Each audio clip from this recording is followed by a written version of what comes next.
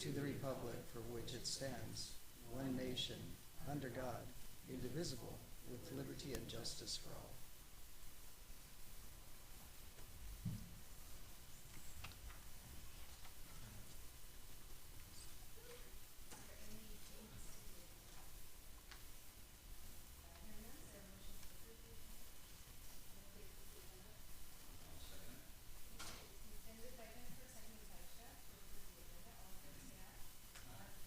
Opposed?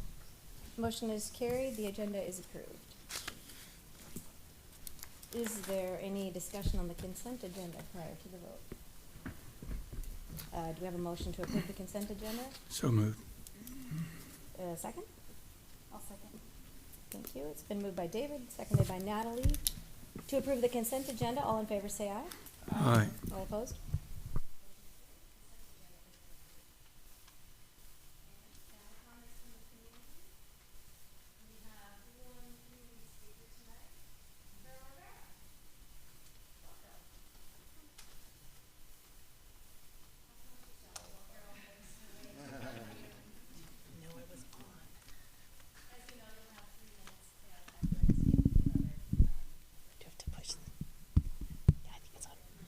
All right.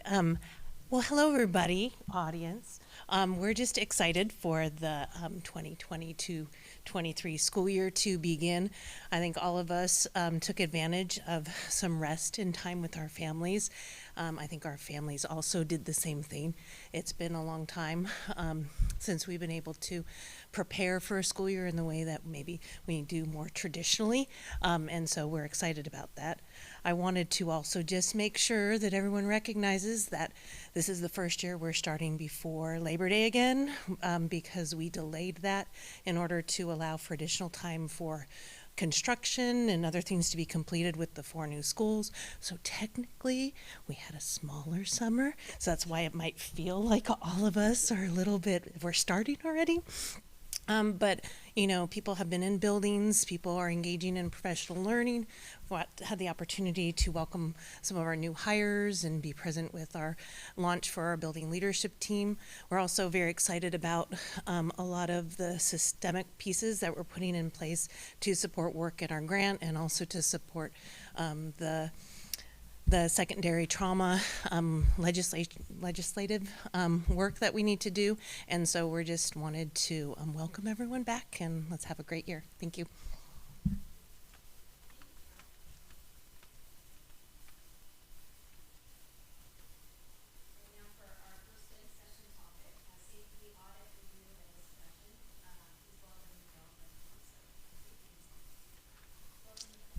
Thank you.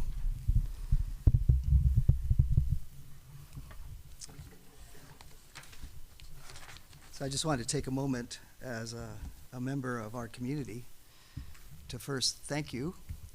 I live about a mile down from the New Artondale, so it was such a pleasure to just watch that construction. I also had the opportunity to speak to Pat and just talk a little bit about the facilities. So it was just a lot of fun. I would drive my grandkids by and we'd look at the new school and talk about the stuff. They hated the spider playground piece disappearing, so you know that's on behalf. But thank you so much for that. I really appreciate it. I'm intimately familiar with what this process looks like as I represented the Tacoma Public Schools when we sat in those meetings to discuss not only the mechanisms but some of the impacts of some of the routing and some of those other pieces that we would work with. So first off, so thank you and congratulations. It's really a lot of fun. I didn't get to see the elementaries themselves, but just as a member of the community, thank you. I want to thank Superintendent Barr for the opportunity to do the work. I'm still very vested in education, the quality of the opportunity that kids get, but to see these buildings go up at such high qualities and provide such an environment is just a great thing. And then I also want to acknowledge just the professional and caring staff that I encountered. You know, it's always a little intimidating when someone walks in and just wants to just, quote, chat about safety and security. But I ran into just a very caring, professional group of people And so I just wanted to acknowledge that and thank the staff that I did talk to that might be present for the opportunity to do the work. So it's a very important discussion. I know it's been on the mind of a lot of people, especially with some of the tragic incidents that occurred just recently. So I do want to take a moment and just to say I hope I included my bio and some of the responsibilities that I had just to give you a sense of the breadth and scope, which I dealt with in Tacoma Public Schools. During my tenure, we had about 30,000 students and a little over 5,000 employees, and I dealt across the gamut, all the way from all of our secondary sites to we even had some preschool program that we would talk to. So I wanted you to know that, so I'll leave all of that aside.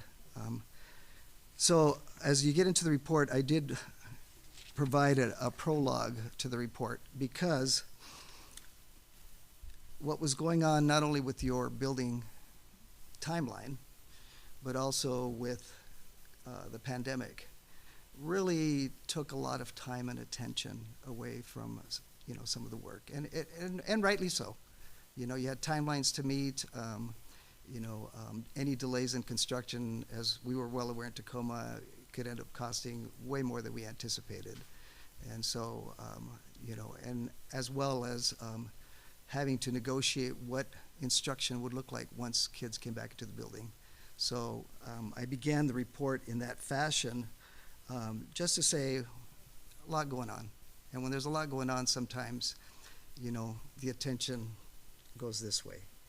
And I think that the gist of the beginning of that report is to acknowledge that those critical components that impacted everybody's ability to really take a look and say, what are we doing in this arena? So the other piece, of course, is too that with the construction of new sites, and one of the things that I talk to, because I always think of, one of the greatest measures of safety and security is good instruction.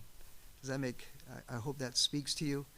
When a child feels like they're in a classroom learning and they have quality instruction and they're connected to the curriculum in a way that says, I get this, then, that does something to how they feel about their involvement in school, right? And so I want to preface that as a former teacher. I spent 17 years of my career teaching, and also as a school administrator overseeing teachers.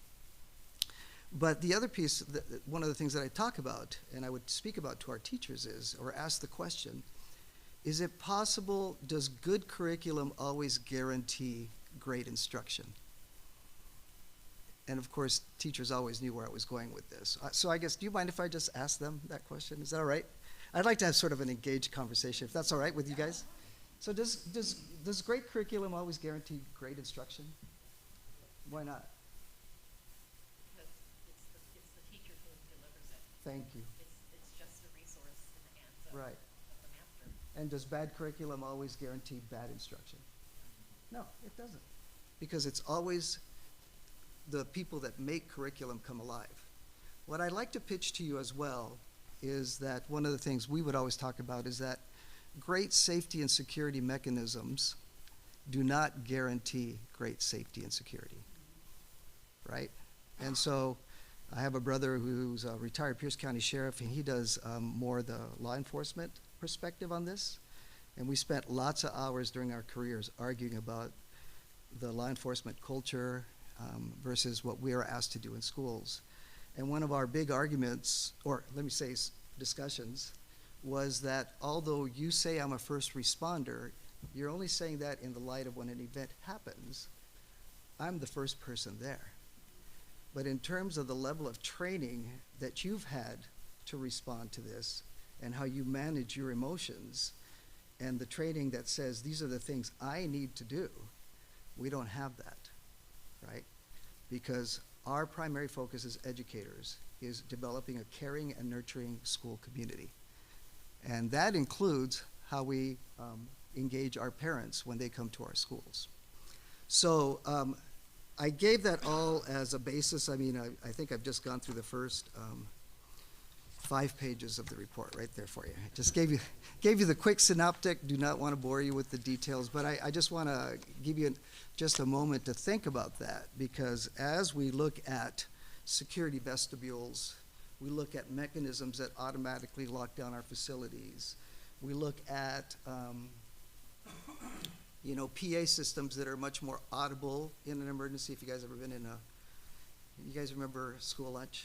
And they would make an announcement over the PA and be like, right? Those things are great and they're fine. And the ability to push a button and lock down an entire building sounds great, unless your kid is the one that got locked out of the classroom or got locked out of the building. So what gives life to these mechanisms then is a system where our staff feel that they can make good decisions in the moment when they feel that there is some form of threat to the facility, right? And we don't know what that would look like, right? So the places that I took some time to look at are outlined. They're all thematic, because after a sort of a 2-year confusion, mandates, masks, negotiations,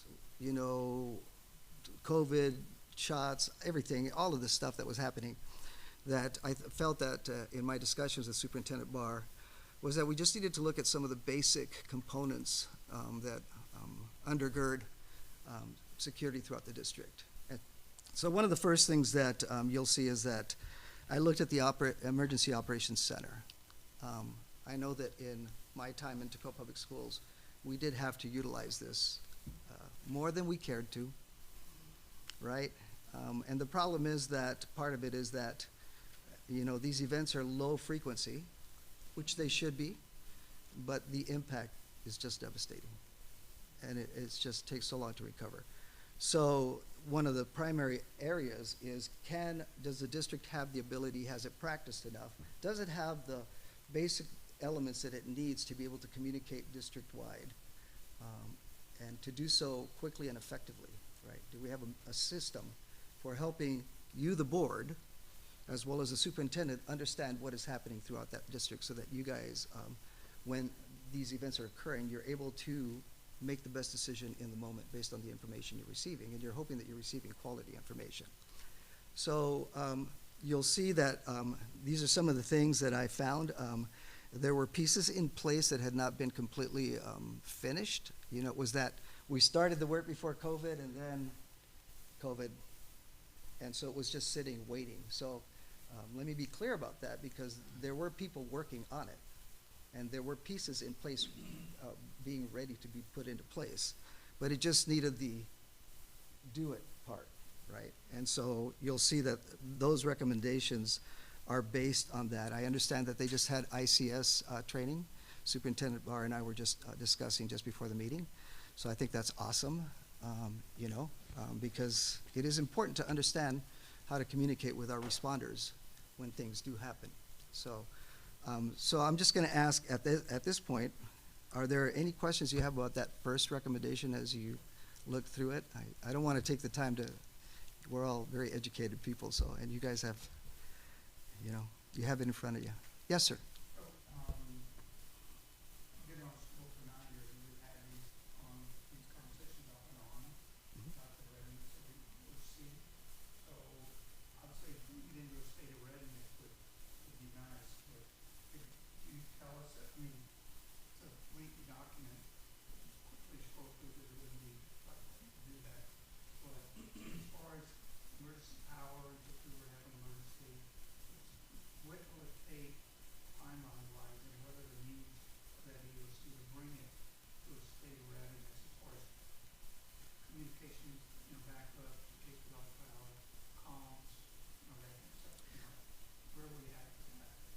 Well, I can tell you what I saw as a consultant and some of the questions I asked related to that. I would probably defer then more to the facilities personnel on that question.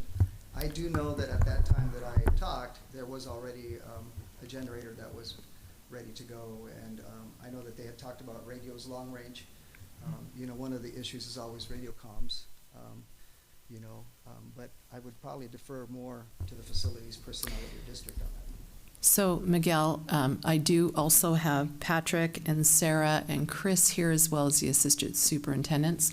So, David, might it make sense if we went theme by theme, and then would the three of you be able to also answer questions? We only have one mic. Is that correct? Okay. Good, I feel so much better. Then you'll have a team. We'll have a war You'll have a room. team behind you, No, right? And I'm so glad because I do want to say that these personnel were really instrumental in providing I asked some very pointed questions about this kind of stuff, and I just have to say that I really enjoyed our discussions, so.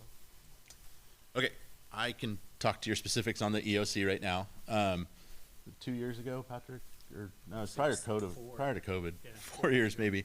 We put in a large diesel generator, 500 gallon, I believe, to power the entire, what is now the Department of Learning and Innovation building, because that is the central core of our communications to the district. We have since installed, moved our bus radio system over into that room to work. Last year, Sarah, was it last year? Pierce County DEM came in and brought us in another radio to connect us into the DEM network, so we can talk on those radio frequencies as well. So that has been done. There is additional work we're working on in expanding our current radio frequencies throughout the district. The coordination of that has been challenging through COVID, but we're hopeful that that will take place this fall. So that's kind of the. Mm-hmm. Yeah. From the, as far as the radio communications center, how are you connected to the individual schools across a PSD? So right now we are utilizing our bus radio channels.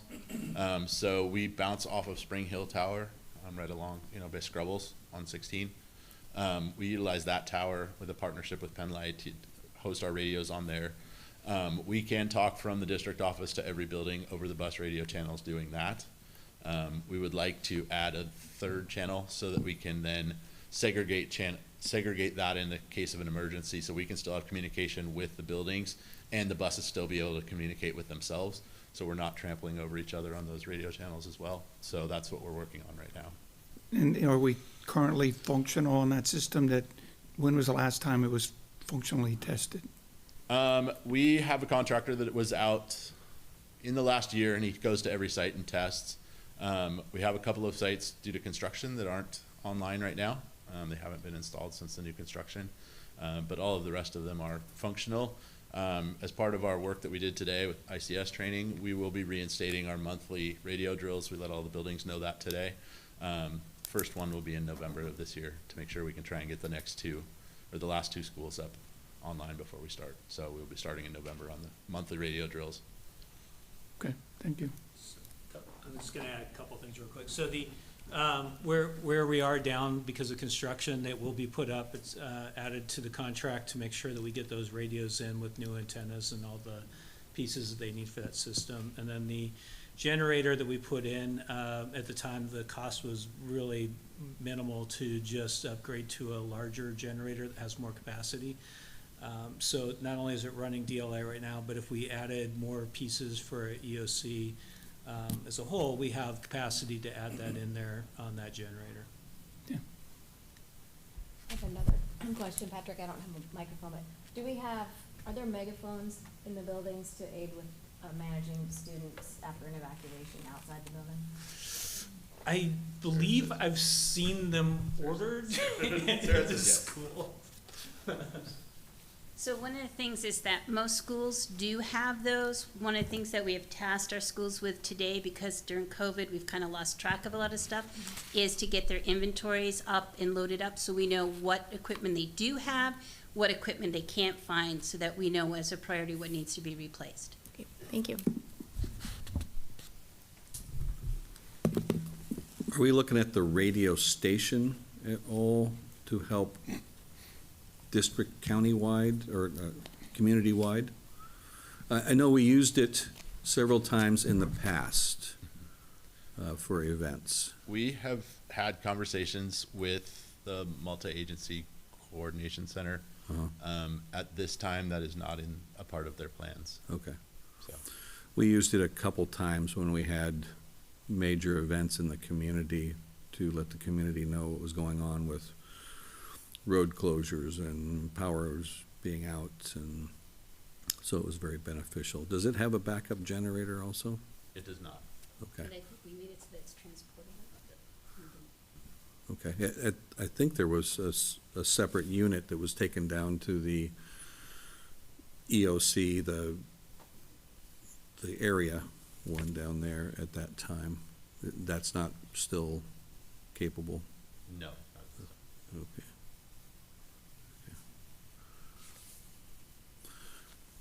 Just, I gotta tell you, Yeah. I was working in the fire station when we had the earthquake in 2000. And we immediately tuned in to the school district frequency and started listening.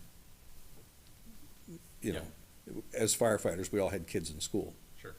And so that's gonna happen too. We're all in the background. Yeah, our frequency is still installed at the MAC, so Uh-huh. I know that they can do that here at Yeah. the coordination center. So we are tied in with them, and like I mentioned, we're also now tied in with the Pierce County DEM common channel. Mhm. So all radio or police and fire can switch to common channel Mhm. to then be able to coordinate amongst both DEM and other schools and districts and organizations. Okay? All right. Oh, don't go away yet. Yeah, so, as you can see though, that, really that was, part of it was just, there are things in the queue, so to speak. But it just needed a little more push, and that's been happening.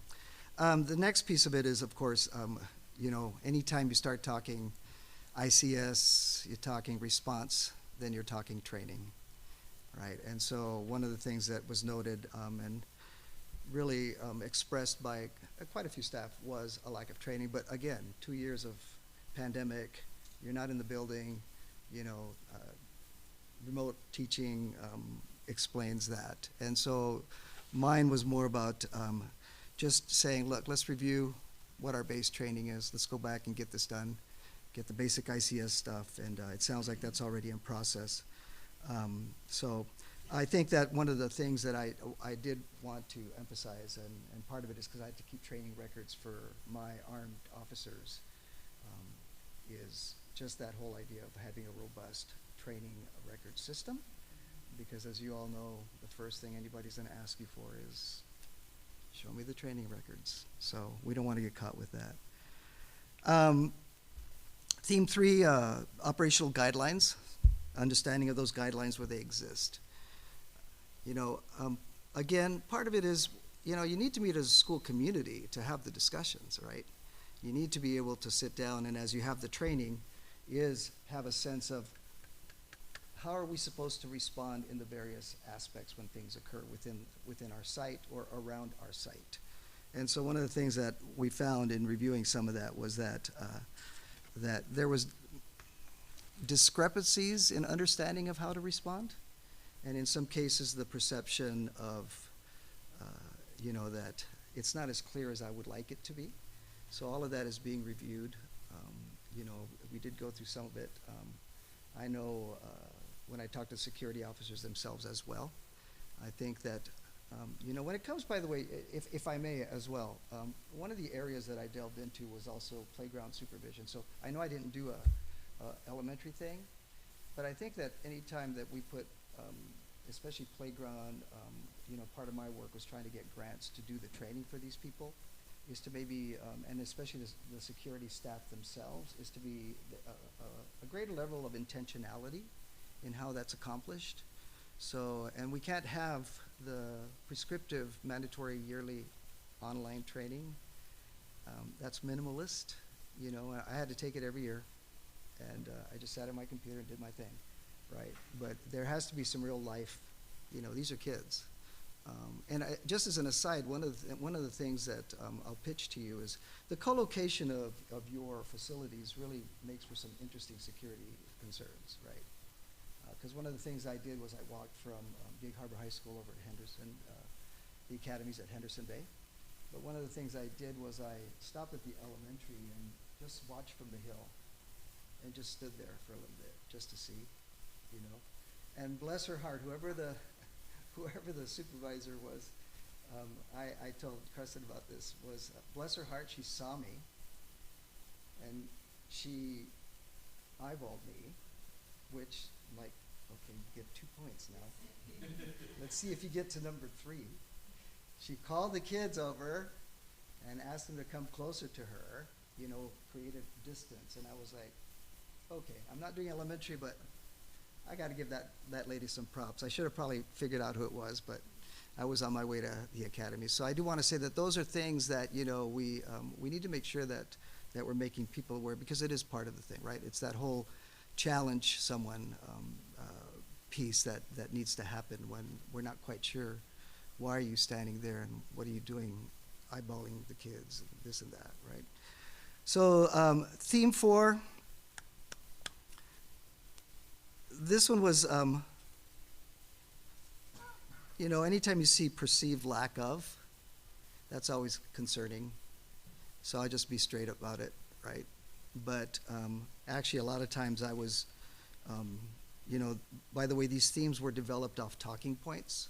So I tried not to add my word to it. So that actual lack of accountability was something that was said quite a few times. And part of it too is I think that I know that for as I did my work as Director of Safety and Security for Tacoma Public Schools, one of the things that I wanted to do was to give kudos to staff and administrators that responded to incidences in a way that I went, that's how we do it. That's how we do it, right there. And I want to give you some kudos. So one of the things I did recommend on this was maybe a little bit more of attention to that area of safety and security in the evaluations of our staff, that basically we can give something that's more robust than they keep the school safe. Right?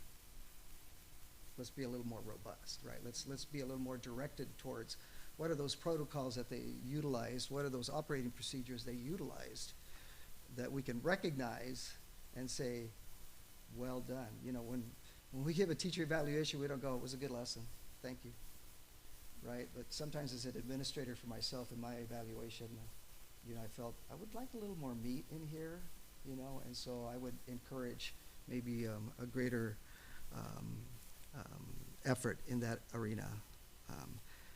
I do believe that the hard part, I think right now it's important that the district take that time to, again, re-engage the training just to make sure we're all on the same page before we do recommendation number 1, which was, you know, because it does get to be, you know, if we're looking at some form of discipline or admonishment, then you get into a whole HR routine and stuff, right?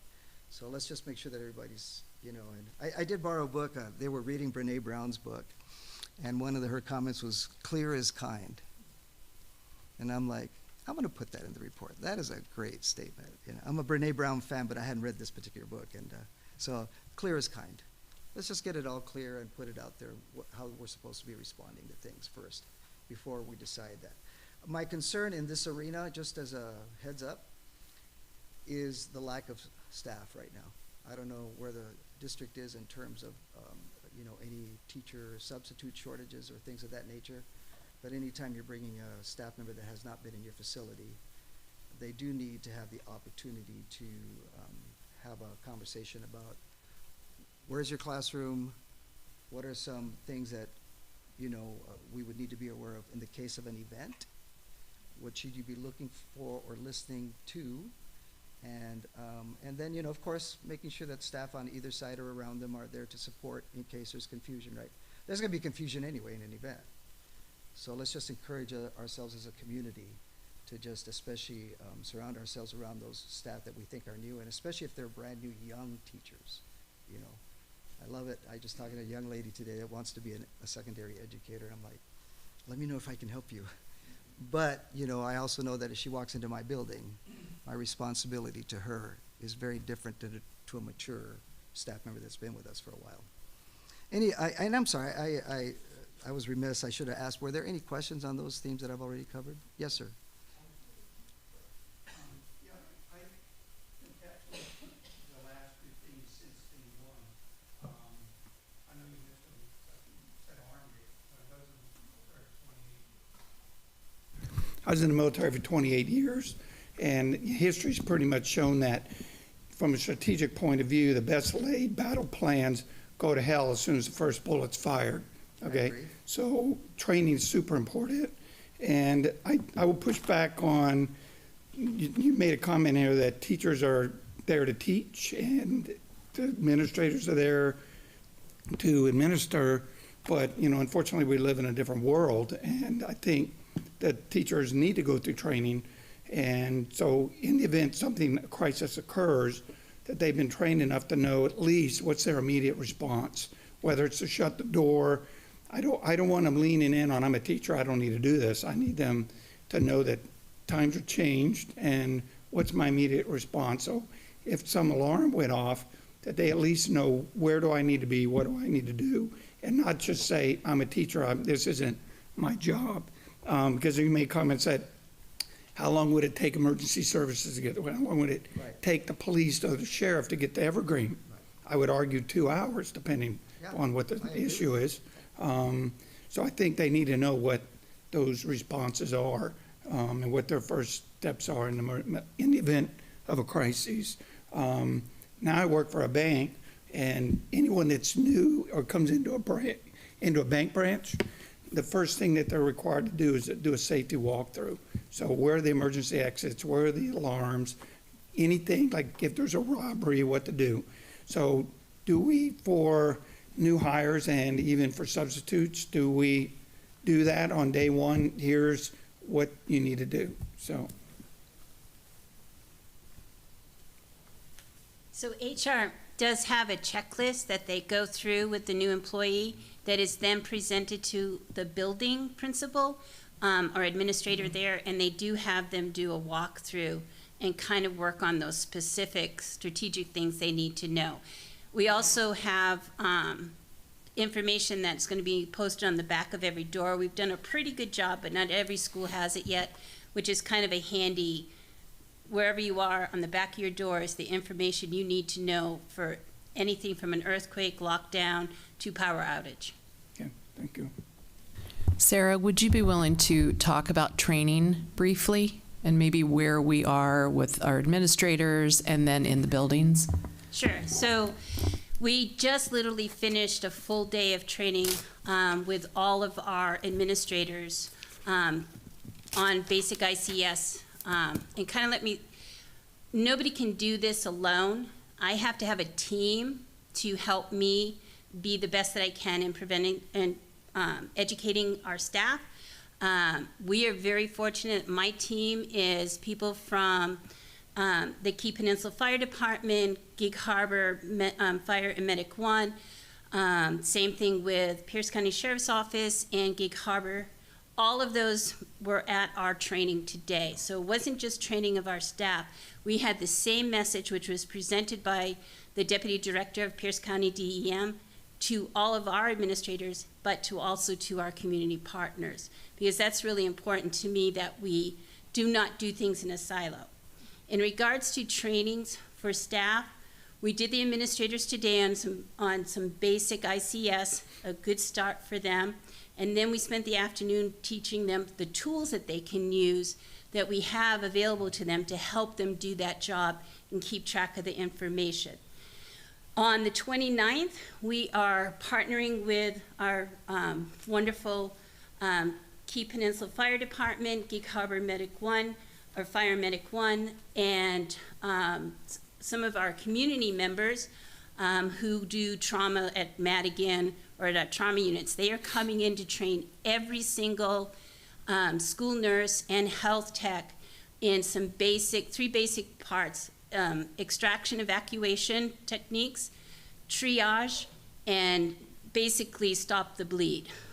So every one of our school nurses and health techs will have that training so they can go back to their buildings and be that team leader in that area at their building. In the fall, October, November timeline, Becky Maffei and Ann Nesbitt from Key Peninsula Fire Department are putting together a program for mental health during and after a crisis. So basically, they're going to have people all trained, all of the counselors trained on how do we handle staff and students during a crisis for their mental health and that period after, which is really important. We want to make sure that everybody is not only physically safe, but we also want to address their mental health needs during a crisis. And then the third part is during winter break and then spring break, we are pairing again with our first responders, and all of our maintenance, custodial, and ground staff are being trained in basically using the big fancy fire pans to put out fire. They're going to get to do some basic structural stuff, how to do some basic search and rescue, those kinds of things. So I'm pretty excited that I have a great team, and that team is now helping me put a team together at every building in our district, and it's going to be sustainable.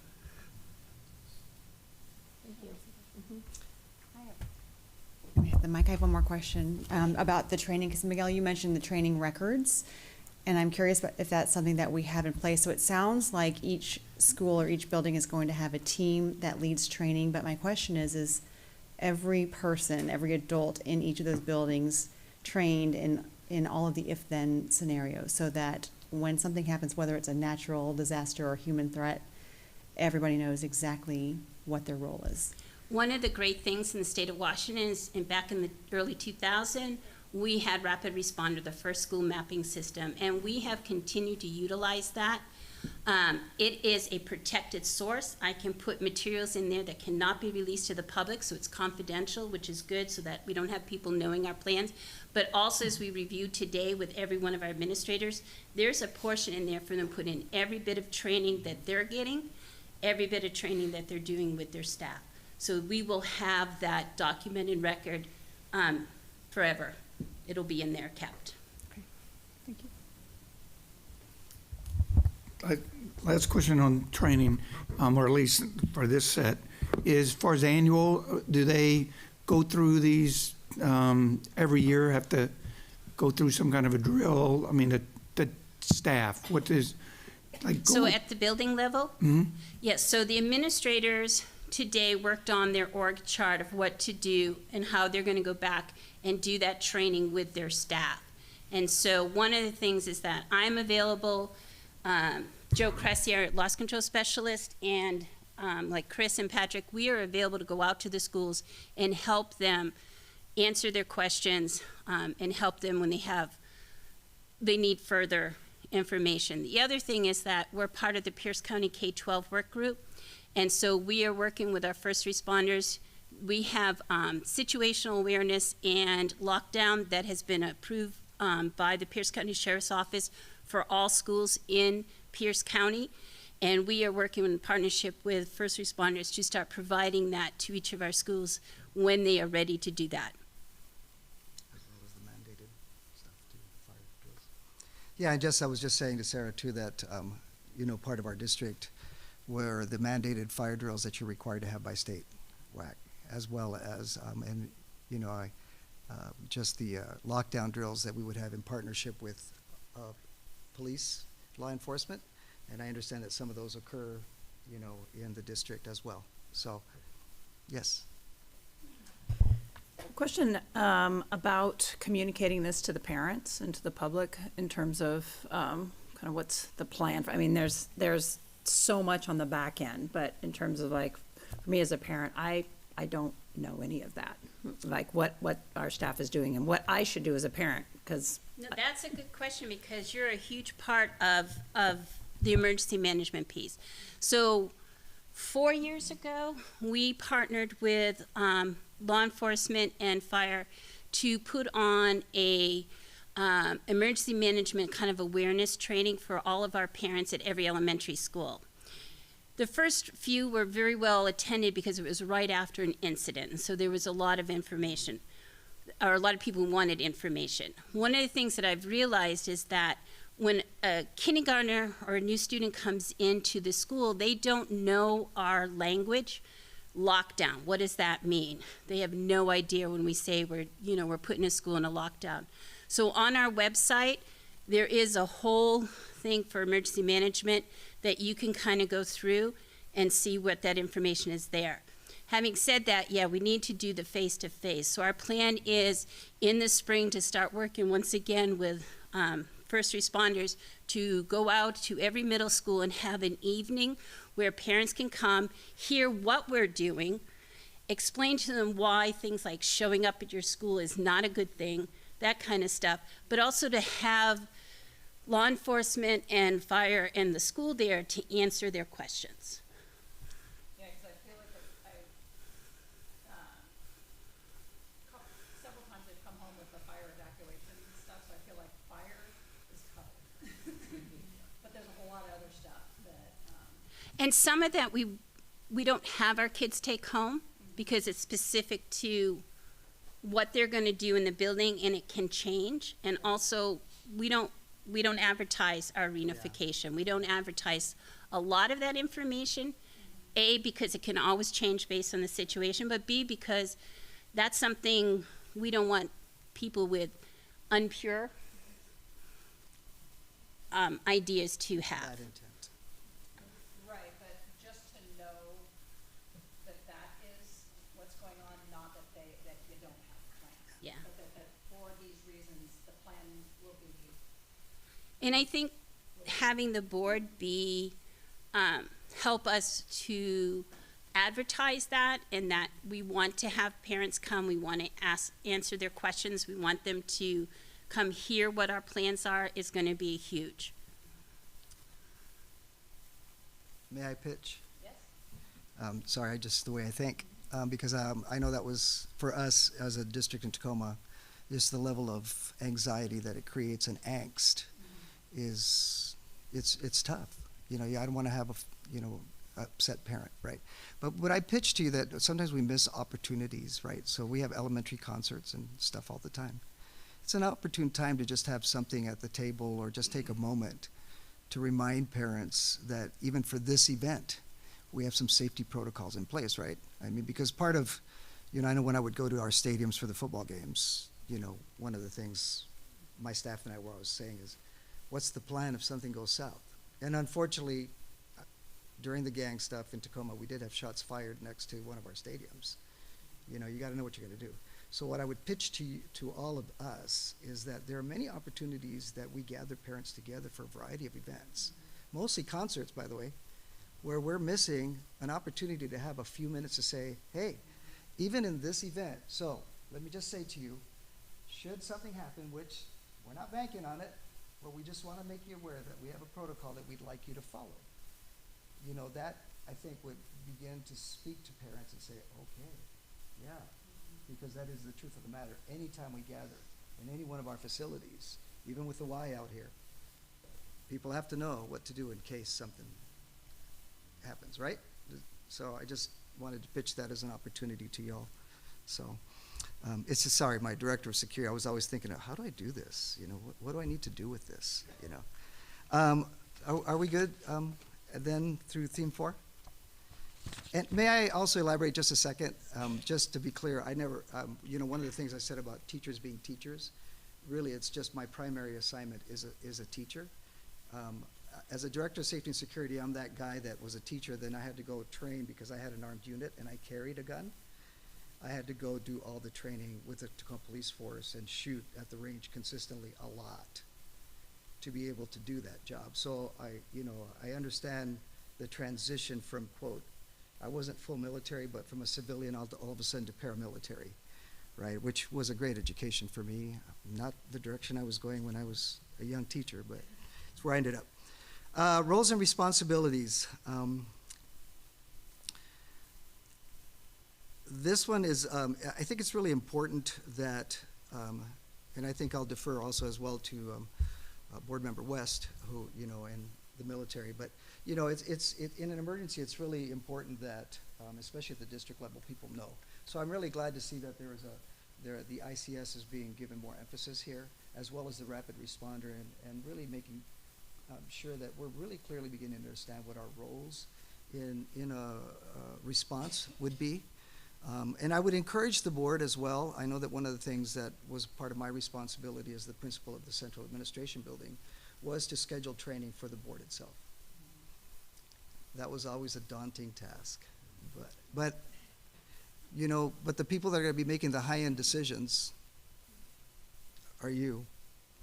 I mean, you entrust your principals at the building, but ultimately, if it's something big, you're on the spot. So I would encourage you to find some time to do the upper level training as well, okay? And then a standardized reporting mechanism.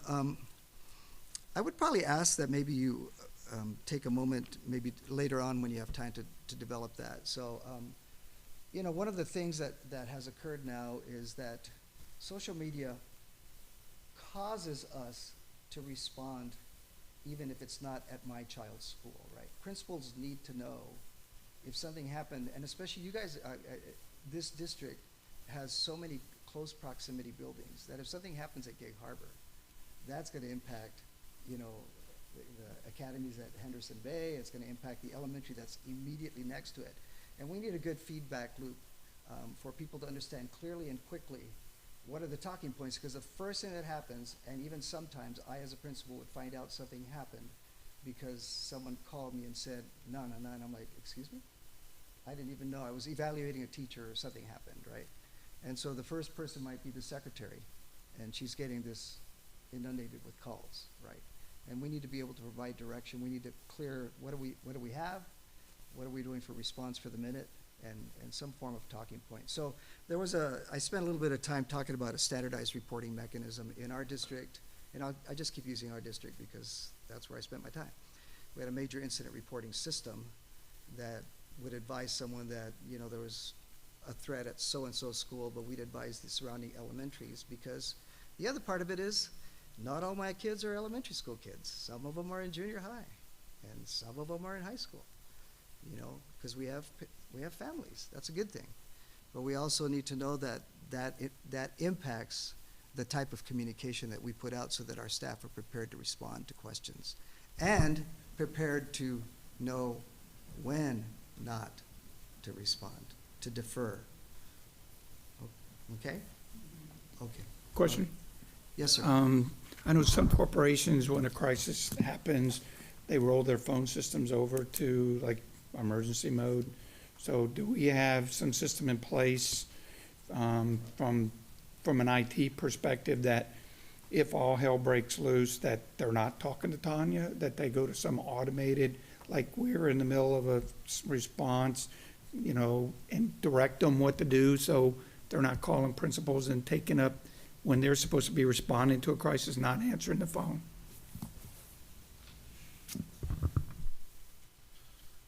At this time, that is not something that we have.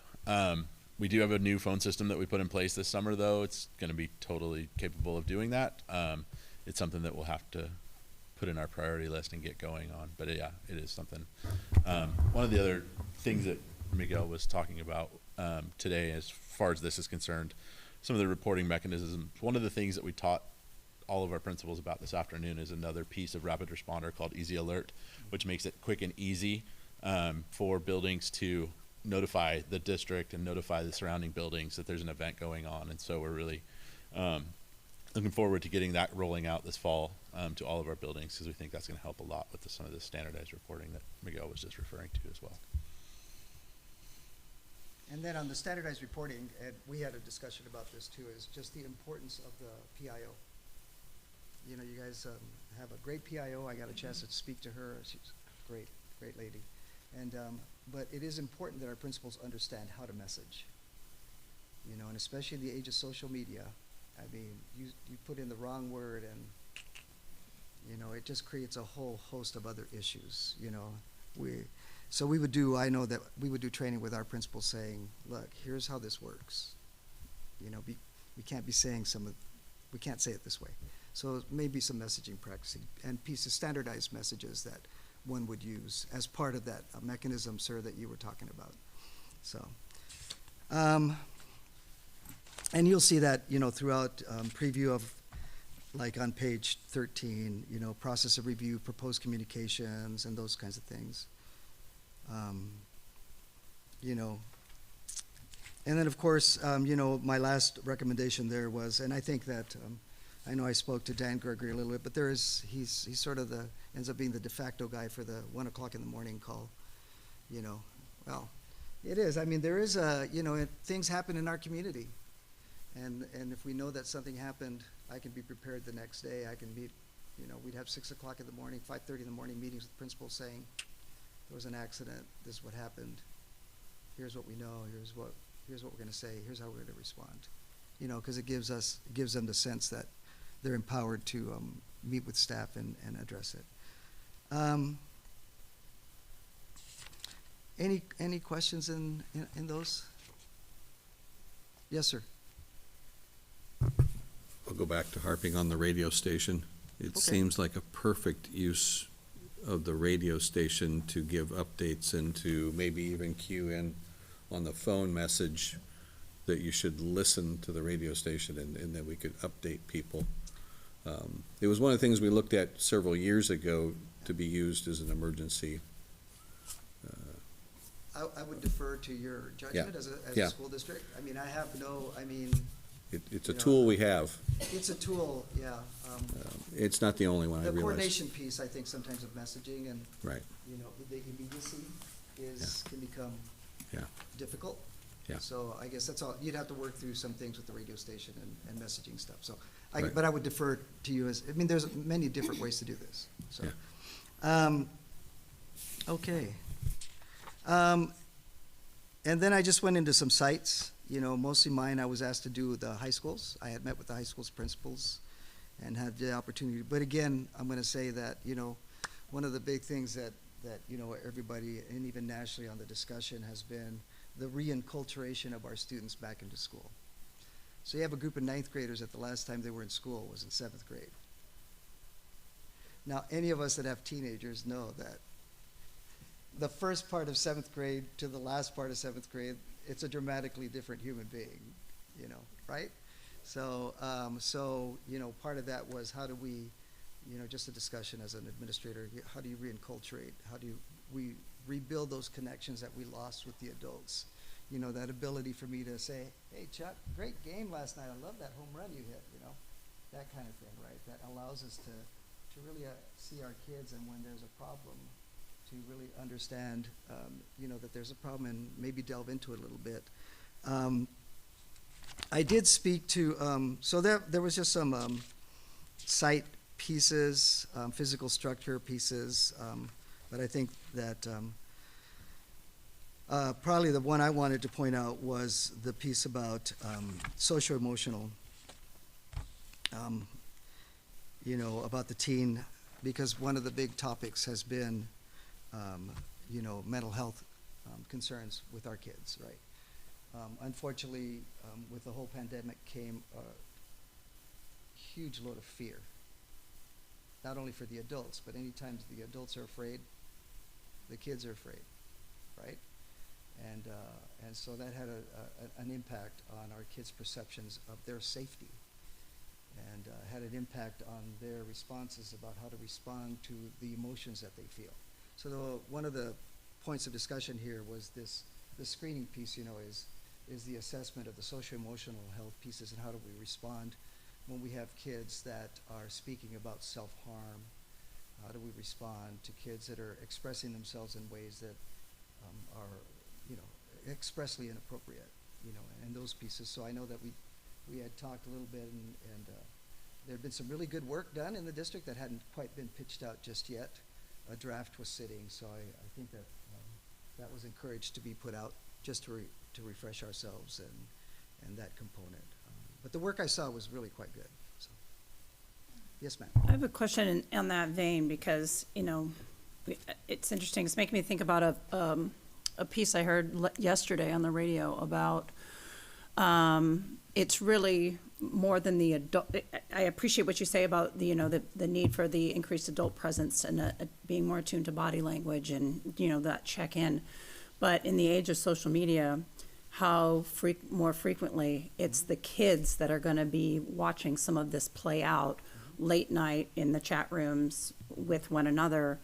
And do we have anything to help our kids who are in some ways maybe the first responders in those cases that are hearing about, another child via chat, via whatever, that is considering self-harm, and what does that child do? And then they're not in the school environment. It's not there's no adult around. So you do have some mechanisms for assessing, I think, you want to speak to that, Sarah? Sure. Or either or both of you? Hey, come and join me. So we actually have two great tools. I'll talk on the first one, and that's our Vector live tip alert. Every school and building has posters and it's on our website to report a concern, and you can do it anonymously, text, email, phone message, all different ways. And what's great about that is that sends me a message, I open it up, and then I can assign it. If it's anything from bullying to somebody's bringing a weapon tomorrow. We've also had students reach out and say, hey, I'm really worried about my friend, I can't get a hold of them. So it's a really great tool that does allow the community, the students and staff to have their concerns heard, and then we investigate. And that's an app, that's through. Every school has a poster, and it's a phone number you can call, a text, you can scan it with your phone, what's that thing?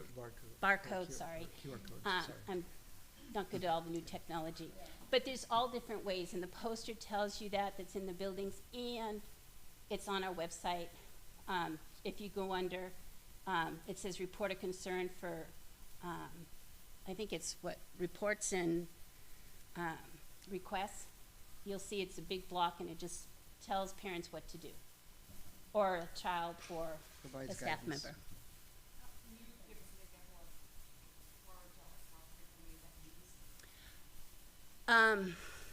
I think we have over 280 that have come in. It was very slow during COVID, of course, because we didn't have people in the building. So in the 3 years we've gone live with it, we've had about 280. Sometimes we get things like your peewee baseball coach is making way too much noise after 7 o'clock at night, and it's bothering me. Two, as I've said, we've had students reach out and say, I'm concerned about my friend. You know, she was talking very depressed, and I don't know what to do. What is the response time on, like, who gets these? I get them, and I immediately open them up and read them.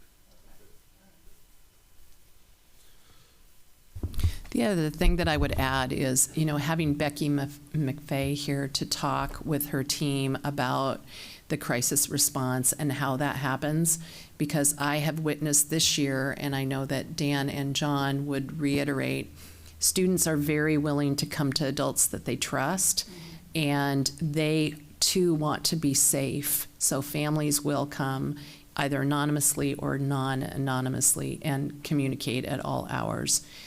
With the administrators or any trusted individual, which many times might be a teacher or coach, any of that. So having a wider net is always better, as long as it funnels to the correct place of influence, so that we can take care of it. I think the other tool that we do have in the district is all of our devices that we have that are given to all of our students are filtered by federal law for content filtering and to keep them secure. All of the latest filters that are out there right now also have some sort of kind of harm detection monitoring as well. And so we do get alerts on those. Those typically go straight to the principals. During the summer, Sarah and I handle them. But we had a case this summer. I don't know where Sarah went. Oh, yeah. Where, it was one that we were concerned about. And so we had somebody follow up with the principal or with the parents as well about a student. But we do see those when the kids are using our devices. And so some of that gets caught there, and we were able to intervene and help those students as well. Keywords, or posts that they may post through the district device, or things they search for. Yeah.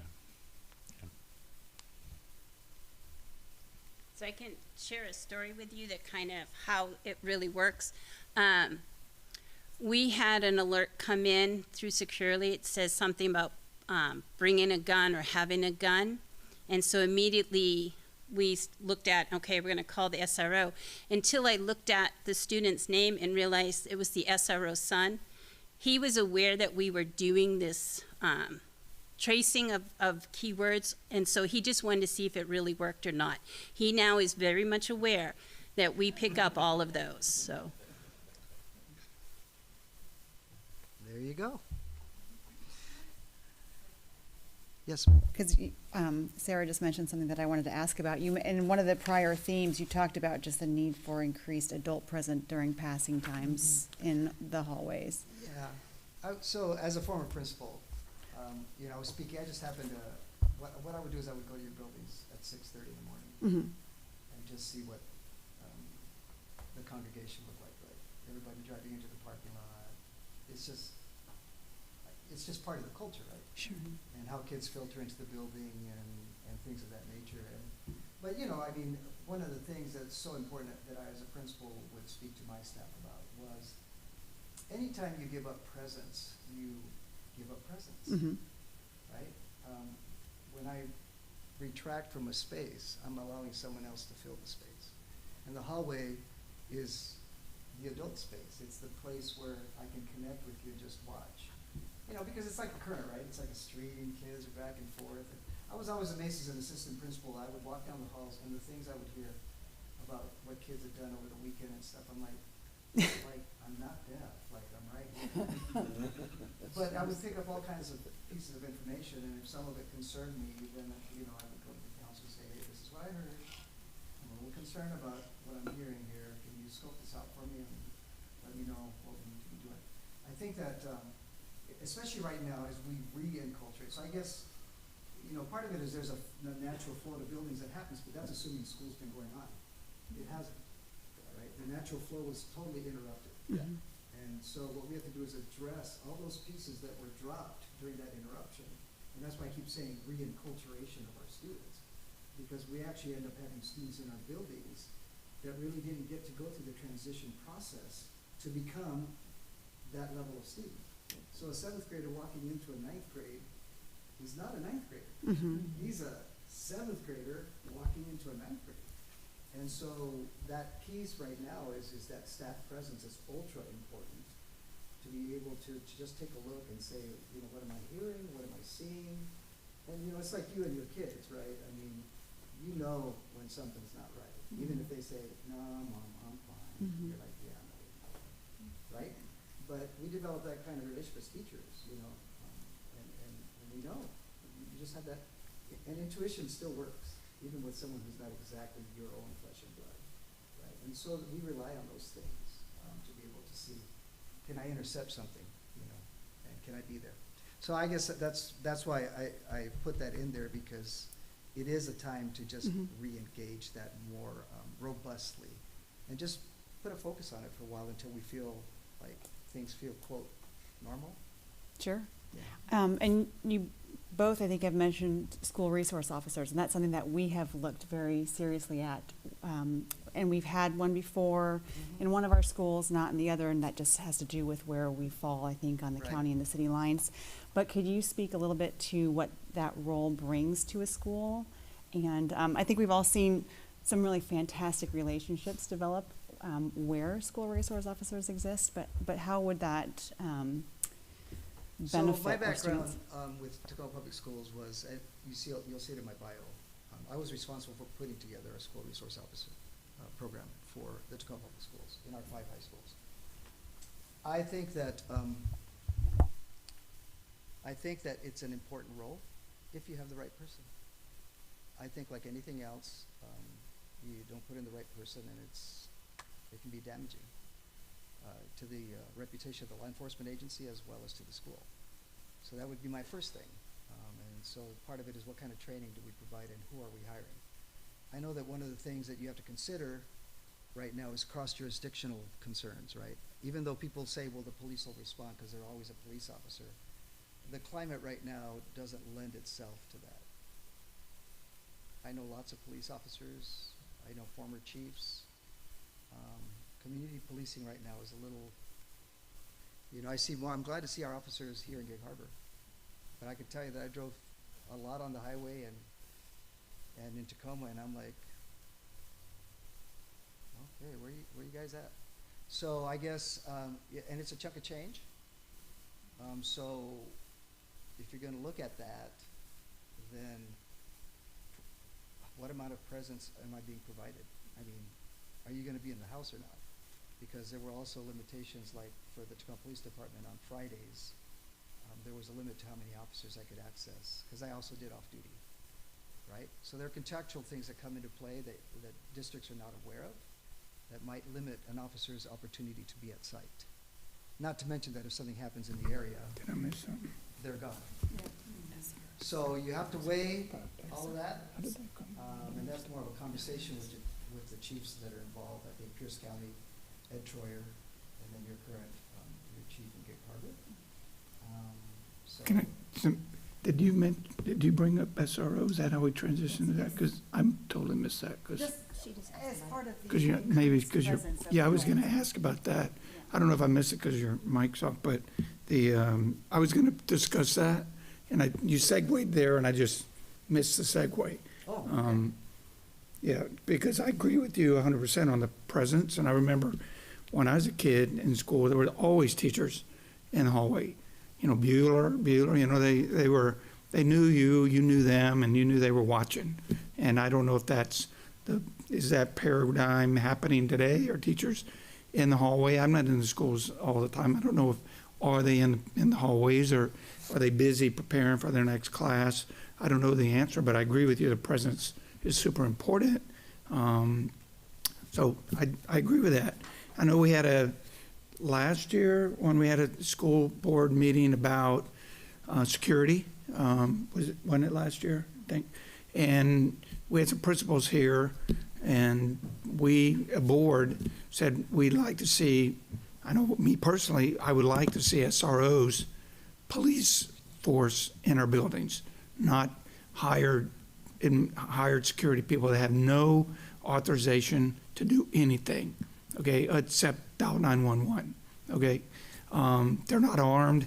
They can't, I don't even believe they can stop a fight in the hallway. If I'm wrong, correct me.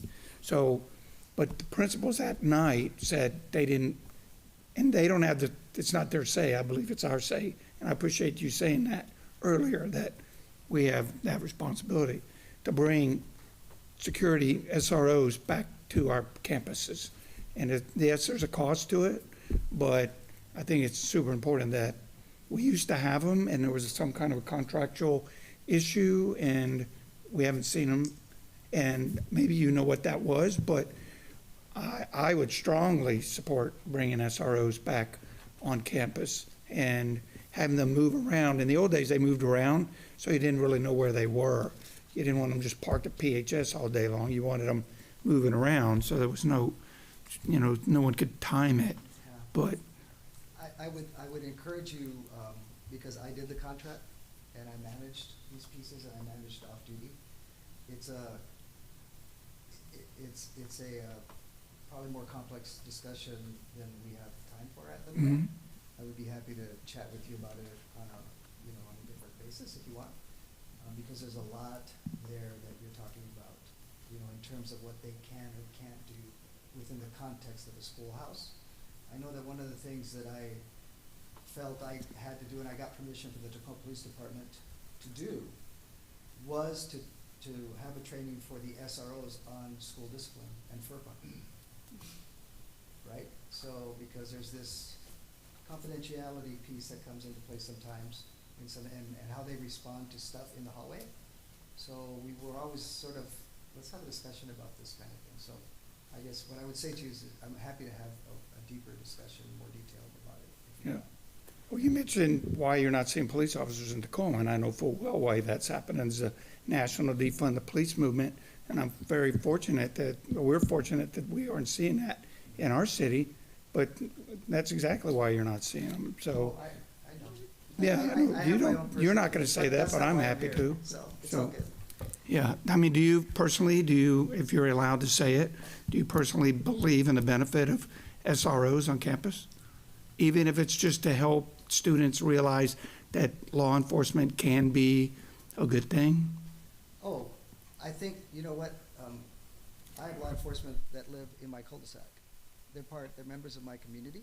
Their kids go to our schools. I think that if they feel they can contribute to the safety and security of our staff and students and to create an environment where kids can really take full advantage of the quality education that our teachers provide, I'm for it. But again, you know, it all boils down to who and when, right? You know, it's like I said, bad curriculum with a great teacher is still going to be some good instruction. You know, I've had to deal with SROs that were not quite there. I guess that's my response. In your research and in being about the buildings, did you ascertain whether there is an actual plan in place? Because I agree, increased presence in the hall, just even from the staff. And I've talked, to some staff who I know there's our staff in the hall, but I'm just wondering, is there an actual plan? Like you go to here, or you're the one that calls for help. Do the schools have that? I don't know. I didn't delve that deeply into specifics, so there's always do this much work, right? Because it can get very deep. I would say to you though, generally speaking, as a former principal, that at the minimum, you always want your staff to be in front of their door, right? And then lunches and stuff is stuff that you negotiate with, and then some teachers just enjoy just being out in the lunch area with the kids, right? And then there's the contractual pieces. Teachers do get a duty-free lunch kind of thing. And then you have to negotiate, during AP testing, the last thing you want is the AP person who's in charge of the test out in the hallway because they're probably going to have to do AP stuff, right? So there's that ebb and flow of, the stuff. But generally speaking, having these adults there, is a plus. Yes, ma'am. Question, what's your opinion, or can you talk a little bit about some of the sort of community organizations like the Watchdogs or whatnot that look to kind of help bring parents in to sort of help be that adult presence in the hallway?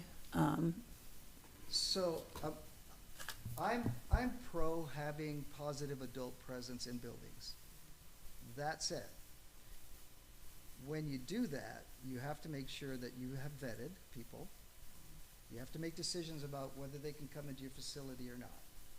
Then you get into background checks, so what happens, it gets a little more complex because you're asking the principals to make these decisions. So if I'm a 30-year-old parent, when I was 18, I got busted for beating someone up, a principal's got to make a decision about, can I come into the building or not? So, so it always comes down to how do you vet, what training, how do you inculcate people into what you can or can't do in a school? Because there are certain things you can do as a parent that you cannot do in a school, right? I mean, and even if it's your own kid, no, let's think about this. Even if it's your own kid and you see your kid doing something stupid and you go and grab them and drag them out, there's probably going to be a little bit of a discussion about that. Would we agree? Right? So, those are the kinds of things that when you consider some of these things, I'm going to say what I said to begin with.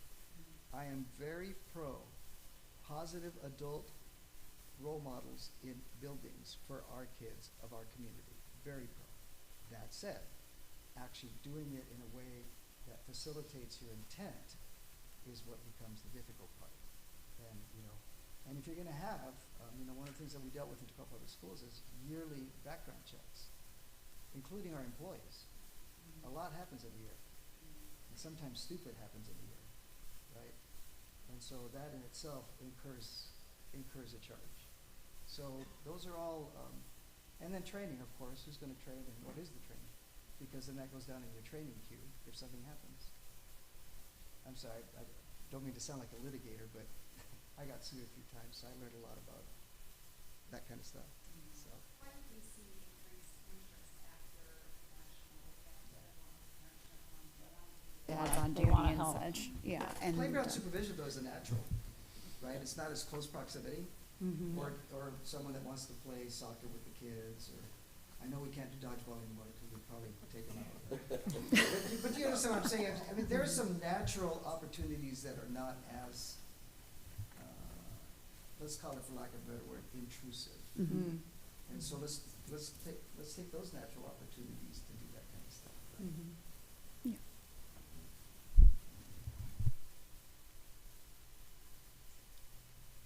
know we've spent some time or so.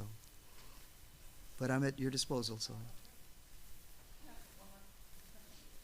We just completed sort of our high-level revised strategic plan, and we're working right now to put together sort of some metrics. In your background, have you seen anything related to safety and security, kind of looked into that as kind of more specifics? Anything, say, from the public schools, do they have aspects of that built into the strategic plan? Well, I've been 4 years retired, so a lot's happened in those 4 years. So, I know that when we did strategic plans for metrics, and here's the deal, and I think board member, I'm sorry, board member Olson, I'm sorry, I can't quite read that one, sort of brought up a good point, because even the collection of data to some degree has become politicized. Is that a fair statement? Okay. If that's the case, then when you create metrics, you have to have data to create metrics. If you don't have reliable data speaking to the issue that you want to address, then you don't really have a metric. You can say you have one, but you don't. So that's a tough one, because it depends on what you as a board decide you want to address. I don't think that one of the things, if I may though, just another statement, is that there's a collection of data related to safe schools, right? It talks about incidences of not only harassment, but just incidents of threat or just criminal conduct within the context of the school. So for instance, taking someone's lunch money, beating someone up in the back, stuff like that, right? Are we willing to collect data that we would call very inappropriate behavior? Are we willing to analyze that data and say, one of the things that we do is where does it happen in the facility? Yeah. Right? So, if you have a hallway that something's happening all the time, then we really have a responsibility to address it. So I guess that's what I would say to you. Here's the data I think is worth collecting, if I may. Threats of harm is worth collecting. Substance abuse kinds of related issues. Are kids coming in high? Were they found with contraband? Definitely weapons, right? Knives, nunchucks, brass knuckle stuff. I know we had a whole host. Whips? No. Have you seriously taught a kid with nunchucks on a campus? Oh, back in the day? Yeah. No, before I retired? Oh, yeah, they still look big. Oh, yeah, we took martial arts after school. Have you seen some of the stuff they sell on YouTube? Yeah. Anyway. No, but I'm saying to you, because, some of it is just dumb kid stuff, right? Right. So I guess that's what I would say to you. But I'll also say to you, if you take the time to do that, and you begin to assess that will help guide some of that work, Locking door, I'm gonna say what I said to you, doors that lock automatically, okay, that's great. But what's happening on the daily basis in the schoolhouse that makes you feel not safe? It was really sad for me, my grandson was in Tacoma Public School, I'm not gonna say what school. 3rd grade, hated going to the bathroom. That's, I just thought, I'm the freaking director of Yeah. safety and security. I can't even do anything about this? No. Because that's one of the most unsafe places there is, right there. So, I guess I sort of answered the thing, because I keep saying the same thing, it's what do you want? well, yeah, and I think, I guess I had kind of jumped back to where we started in the beginning, and not so much over, because I know we're collecting panorama data and student perception of safety and things like that. But I in my mind, I had jumped back and not asked you more specifically with regard to the larger incident response, say natural disaster or certain things like that, within the context of strategic plan. Not stuff that I think we are collecting panorama data on a lot of these issues. You just talked about, I think, more large scale, district-wide. I guess I would say to you what impacts you more on a daily basis. Okay. I mean, it's an issue of resources, right? And the training, it's an issue of our staff, right? They have so much capacity. Right. Right? And that's why, sir, you heard me say that we're teachers first, right? Is because the bulk of my training was in how to address curricular issues, how to identify students that, you know, might be struggling, child find concerns. If I see a kid that might have some kind of special needs, I have obligations with that. You know, so that's where all my head is there all the time. And then, oh wait, I have safety and security training. Okay. Right. Portion of my brain for this. Okay, gotta go back. Right. So I guess the bang in the buck is the dating. Now, you do your big stuff, you know, you hook up with the fire department, you have your big back thing, and then, you know, check it off the list. But that's not where I live. It's not where I live.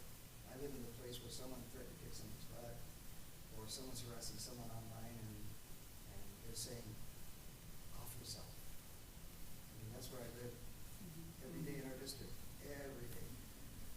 Elementary through high school. You know, so I guess that's where I would encourage you to think about it. Okay, thank you. And I would just piggyback what she said, and sort of what you said. I think collecting that data, that more into the weeds is important to do that. Because when we get the health and safety survey back from our kids, and they're talking about, do they feel safe? And the various, I mean, some of the data that we get in there is alarming. And it's been, in the 9 years I've been on the board, it continues to be alarming. Some of them, it's getting worse, not better. We had a school board member a couple of years ago that the daughter of this school board member did not go to the bathroom all day because of the stuff that was going on in the bathroom. And so being able, when I was in the military, we had these boxes in the various buildings that were locked, and you could make anonymous, put a note in there and say, this is happening. And then someone would read those, and some of them you have to vet because they may not be true. But if there's an anonymous way for students to say this is happening and put it in a drop box or suggestion box to let that know that this is happening.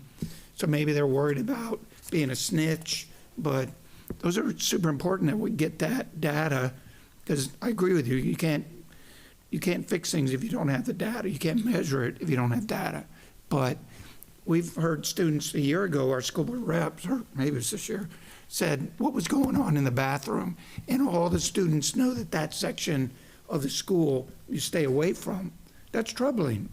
That's troubling. Yeah, and I think part of it too is just, we always, you know, there's always that assessment piece of the nature of the concern, right? Because that's one of the first things we do. But I, you know, for myself personally, as a person that worked at Tacoma Public Schools and knowing the climate survey that you guys are talking about, the big green and yellow and red stuff. But I would say, if it's consistently red, shouldn't we be doing something about it? I mean, and it's speaking just as a community guy who used to be in the schools, I guess. Because for me, if you know, part of my role as Director of Safety and Security is if I have this consistent issue in the facility, and it's year after year, then you might question, what am I doing about that? You know, because that's the stuff that evidences itself as something that's happening now. Kids live in the here and now. You know, their real world is here and now, even elementary level. And so, you know, I just keep hitting the same thing. We are the ones that make security and safety devices and mechanisms and systems come alive. You know, we're the ones that give them voice and hands and feet and ears. But if you have a survey that's coming to you the same way for 9 years, I would say, this is really nice and visionary, but the survey keeps coming back the same. Where's the disconnect? I don't mean it as a criticism, because one of my sayings is, anything's possible when you're not the one doing it. So I wanted to kind of clarify that, because we are always concerned with these end pieces that we hear about. So what's happening in the bathrooms and the parking lots and the bullying and the drugs and the fights and all of that. But after you've done this assessment, there is at least a perceived lack of very important pieces in place. So I guess my question is, to address all of these things that continue to happen, do you think it's because these critical pieces are not in place? And if we hit those, can we expect to see the behaviors stop? Because a lot of our threats, frankly, come from the students themselves. fortunately, we haven't had a huge amount of outside threat. So how do we, we're trying to protect our students, and we hear from administrators often who say, if I go into that hallway, I'm going to bust someone for vaping. So do I have time to do that? I guess I want to say that I know this person quite well. Mm-hmm.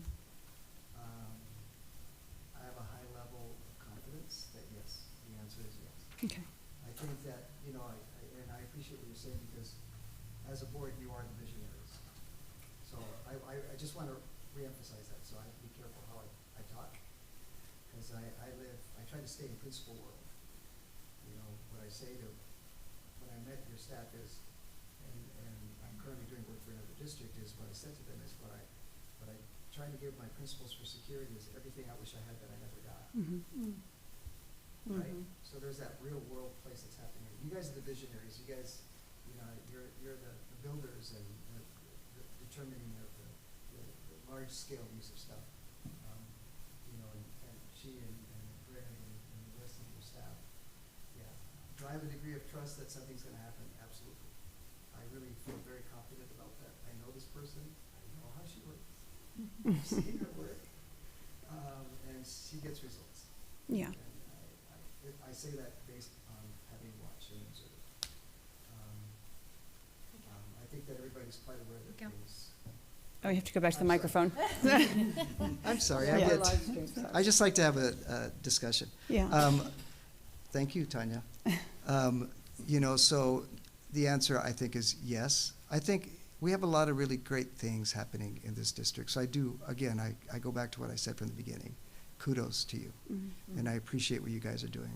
I have a deep understanding of what you're doing.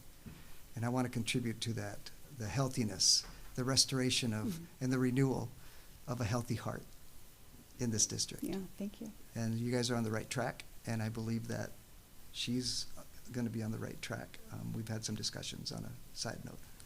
And I think that they're, I know that even in the short time I had with them, I mean, as I'm listening to what they've done since that time and the pieces that they're addressing, that definitely stuff's happened since I last spoke to them. Mm-hmm. So that was nice, because I don't, once I go, then I don't often get to come back and say, what'd you do?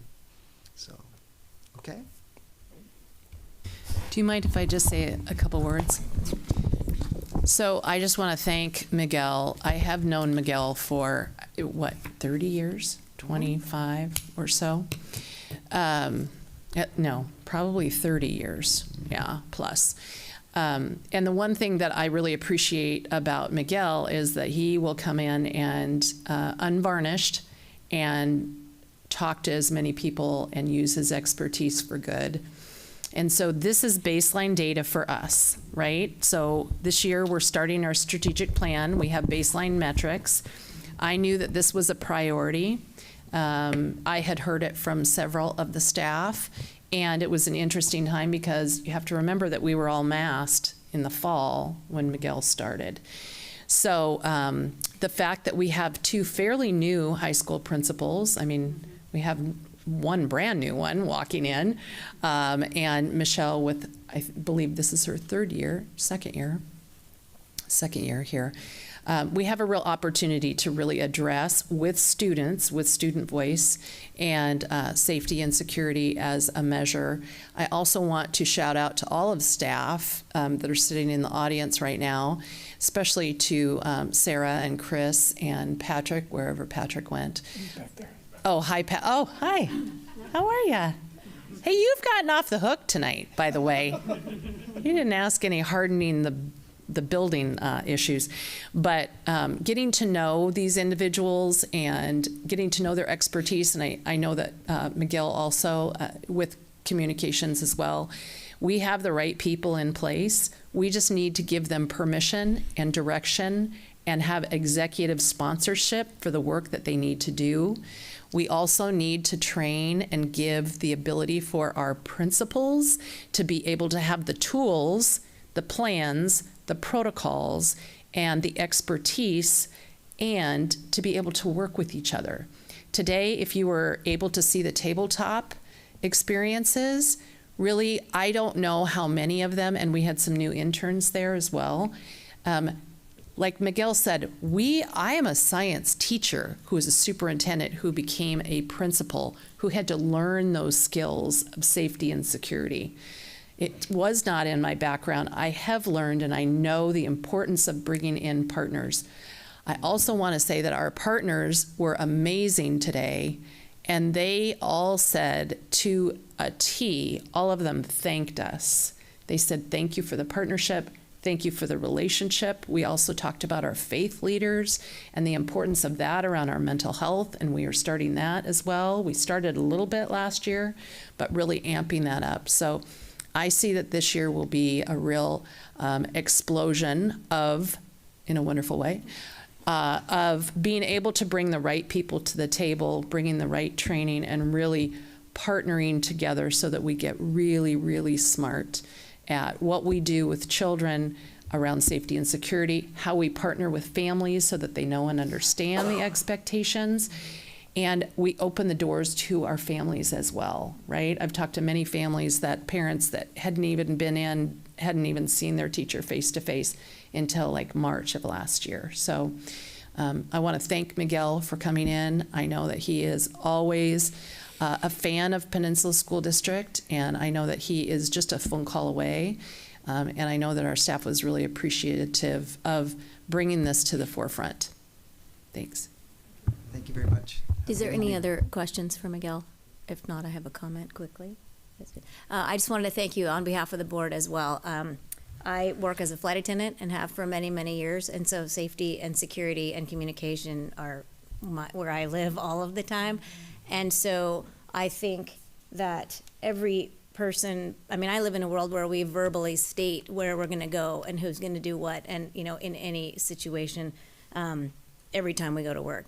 And so we've talked many times about that. I'm like, but whose role is this? And I'm learning a lot. But I think that it's powerful to know actually what your role is. And sometimes I love that you address this. Sometimes your role is not being a part of what's happening. You can have certain scenarios where only certain people need to deal with them, and everyone else needs to continue doing what they were doing for the good of the whole. So I appreciate this, and I look forward to really scouring it in further detail and just the work that's ahead. But I think this is a great start, and I really appreciate all of the time you took. So thank you. Thank you for the opportunity. Have a good evening. So, do we need to take a break, or you guys? Yeah, we're going to take just a 5-minute break, and we'll come back at 7:40.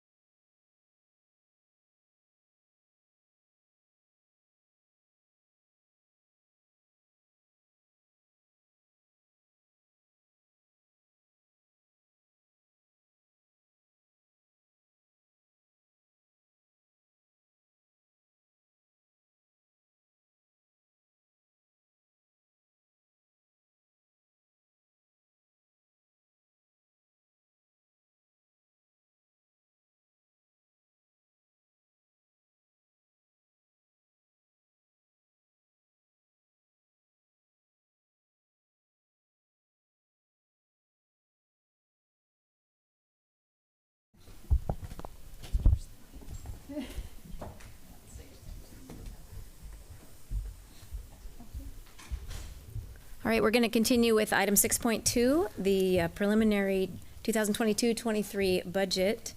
It's going to be presented by Ashley Murphy and Karen Anderson.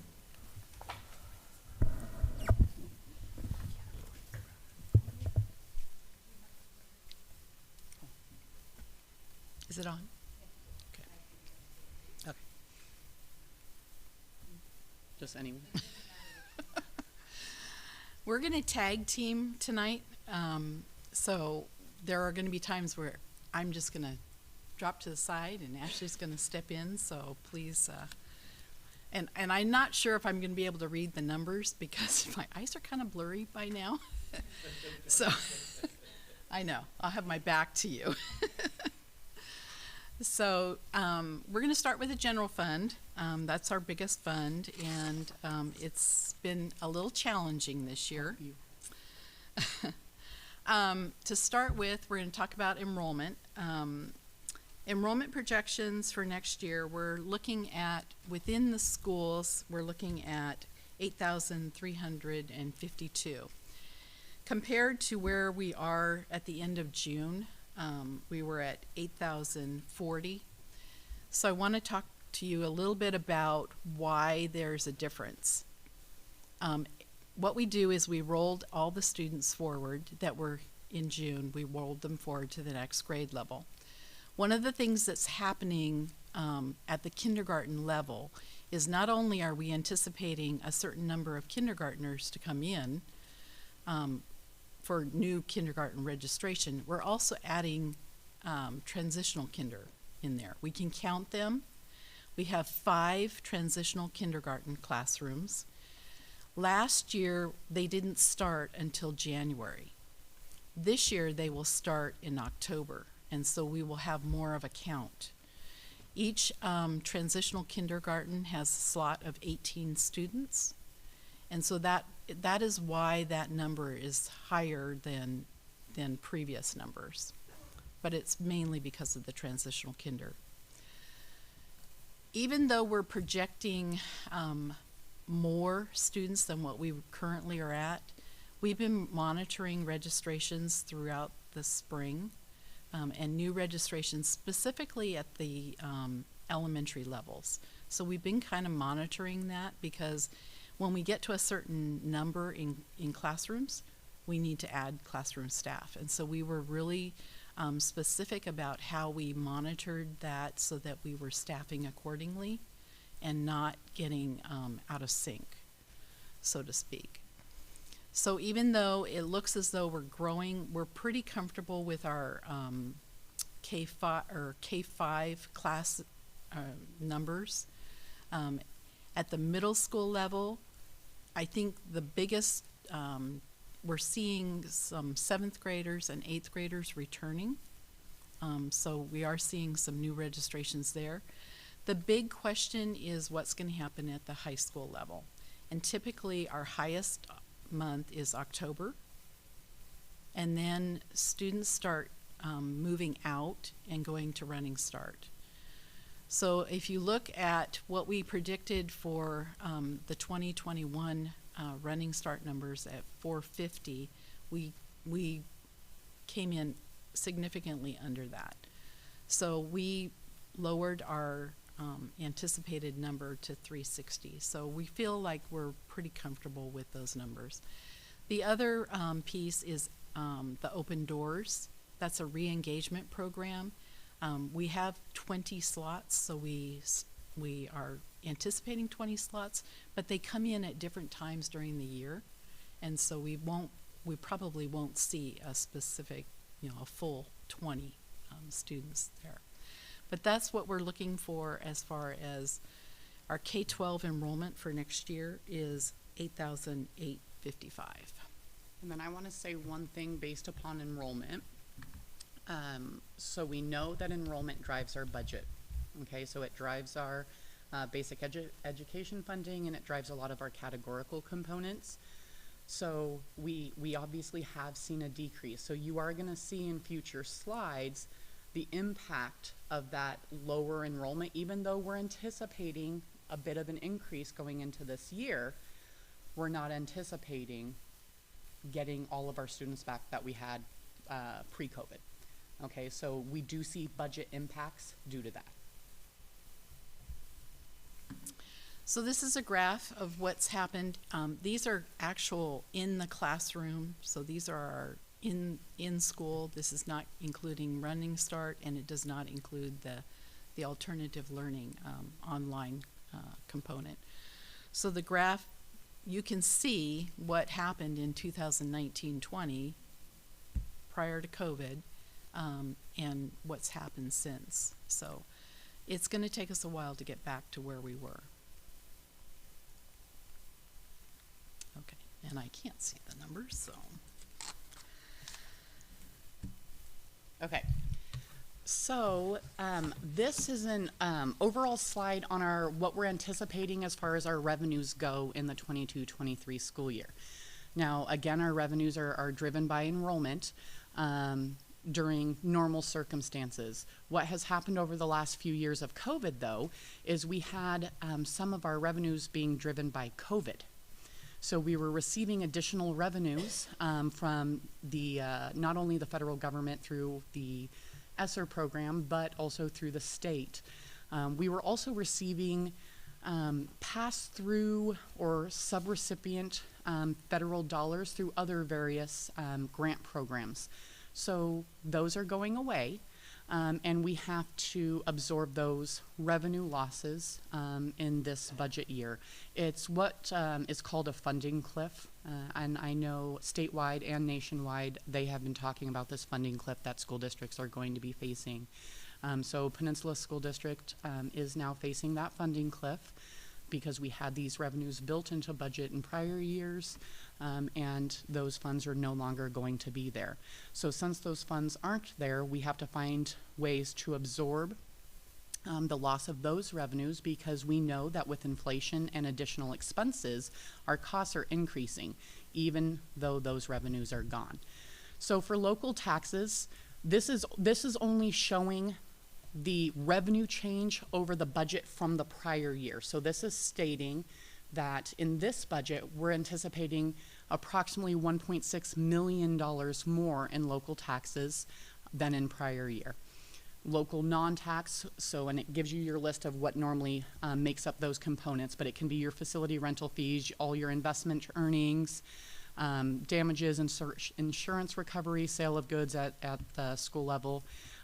We'd anticipate about 1.3 million based upon past trends.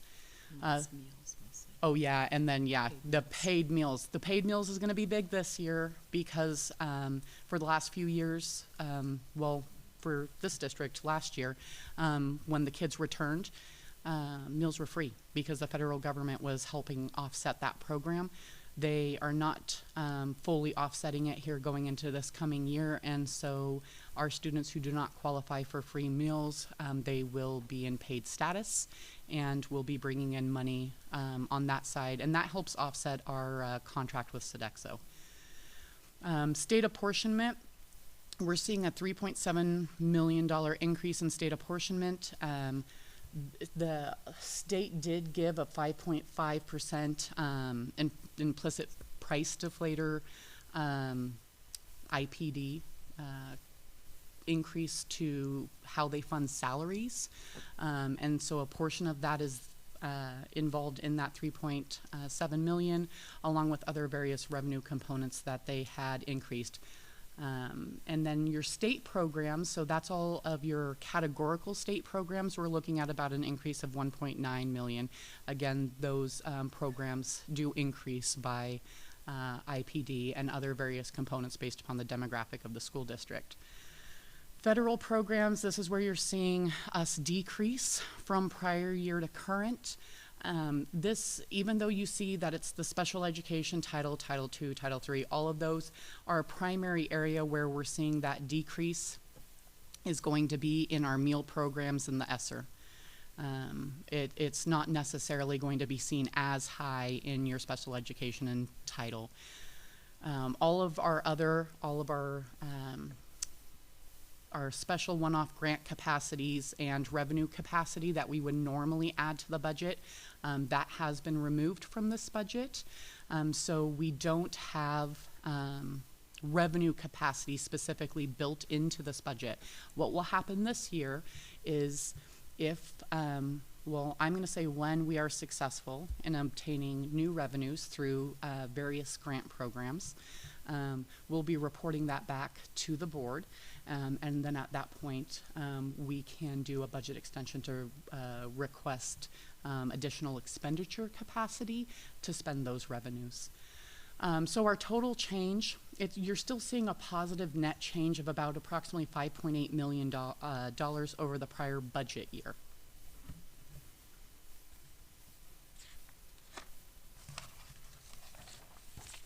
Do you want to do?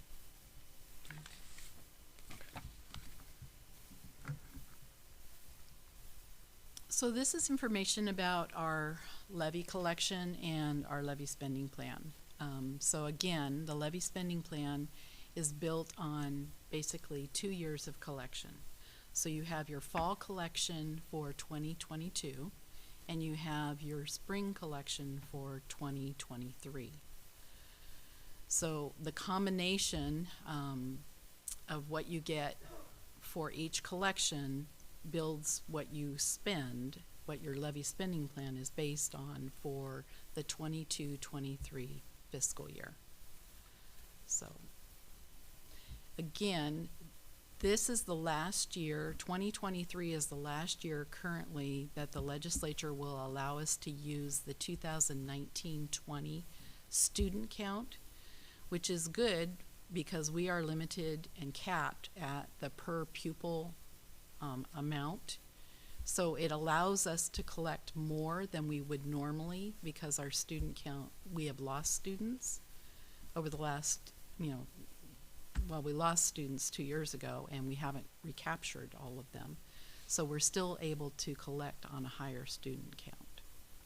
And ultimately what this means is that in the following budget year, unless the legislature, which I don't anticipate them doing so, were to extend that hold harmless provision that allows us to collect on pre-COVID numbers, that capacity is no longer going to be there, and we're going to have to roll any future levy dollars back to the students that we have in our classes in our schools.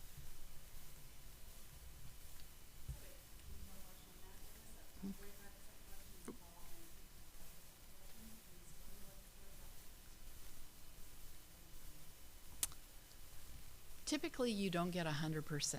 What you do get is you get previous year's taxes paid. So we budget to collect 99%. In essence, we do get more, but we budget because we build an expenditure plan to match that. So if we didn't get 100%, we would have expenditures that would exceed what we are getting. So we build it at 99%. And during economic downturns in communities, you do see property taxes not being paid at a higher rate. Mm-hmm. And if property taxes aren't paid, then the school district obviously isn't getting those funds. Mm-hmm. So we do monitor on a monthly basis and an annual basis how much of the collection we usually receive in the given year. And there's always prior year taxes that are paid. It's just that they're delayed. So.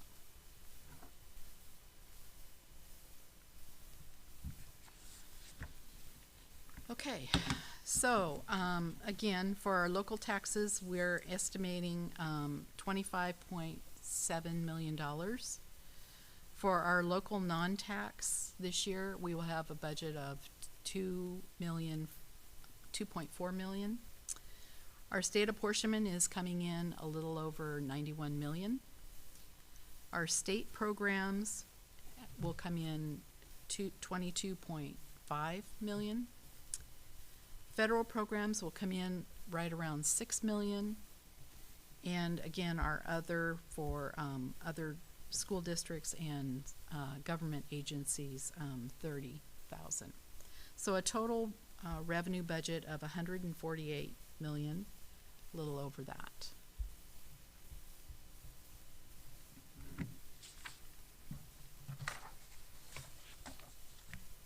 And this is what it looks like graphically. And you'll see that The majority of our budget is, our revenues is built on state revenue, and the second highest category is our local levy. Federal is a smaller portion at 4%.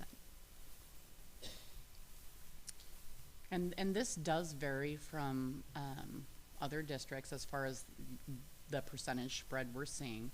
Other districts that have a larger demographic spread, they qualify for additional support from the federal government that Peninsula School District does not qualify for at that same rate. So this district drives less support from the federal government and, in all reality, less support from state categorical funds than some of our neighboring districts.